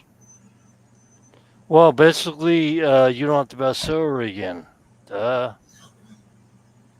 Celery is just kind of the same thing. You can just keep growing it and growing it. That stuff is. No, celery dies. It boils it below 40 degrees Fahrenheit, and if you have a like a 5B or 5A, thing, you never get it back. But if you over here we're over 7, I think we're 7 or 7B or whatever. It'll come back every year after year. But this lovage comes back year after year in those temperate climates, and it's a much better plant for you than celery. Lovage would die down here. No, it wouldn't. Oh yes, it would. It keep growing. Heat would probably kill it. It's good up to 9 in the scale, Cliff. Drops. We can get down to like 5 to 10 degrees if we have a bad winter. It doesn't matter. And it will kill it. Doesn't matter. It didn't kill it over there at -8 in Spokane, Washington. Probably had good ground cover. No, it didn't have no cover. I'm sorry, but that's not true. Yeah, I doubt that stuff would last down here. It'll grow once and it'll be dead. No, It'll keep growing, growing, growing. In fact, you're up here all year long. So I'm not telling you nothing that you don't know, but maybe you don't know this. And lovage will Right, probably Cecilia. grow forever. Take care, Cecilia. Thanks for stopping by. We're going to be ending this here, folks, in about a minute. So I'm going to Anyways, start winding down because went a little longer than I was expecting, but you know what? Is what it is. It was good conversation. We had a lot of good information, good topics tonight. Got a little sidetracked. Some of that was my own fault, but it is what it is. Try not to anyways, I'm get gonna too call. sidetracked. I'm gonna call Night Cliff, and God bless you, and keep growing, and do what you're doing. I mean, I know what I'm doing, but a lot of people don't. So Yeah. I'm gonna close it out. All right. Take care, Dropsman. Thanks for stopping by. Good. Appreciate you Have fun. popping up. Have yourself a good night. Have a good weekend. I gotta push this. I don't have a mouse. Got to learn to disconnect. Not unplug. There we go. Good night, everybody. Take care, folks. Have a safe journey.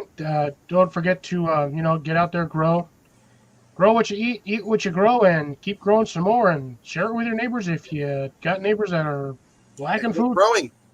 Keep on Get growing. outside. Have fun. And this is going to be Fox.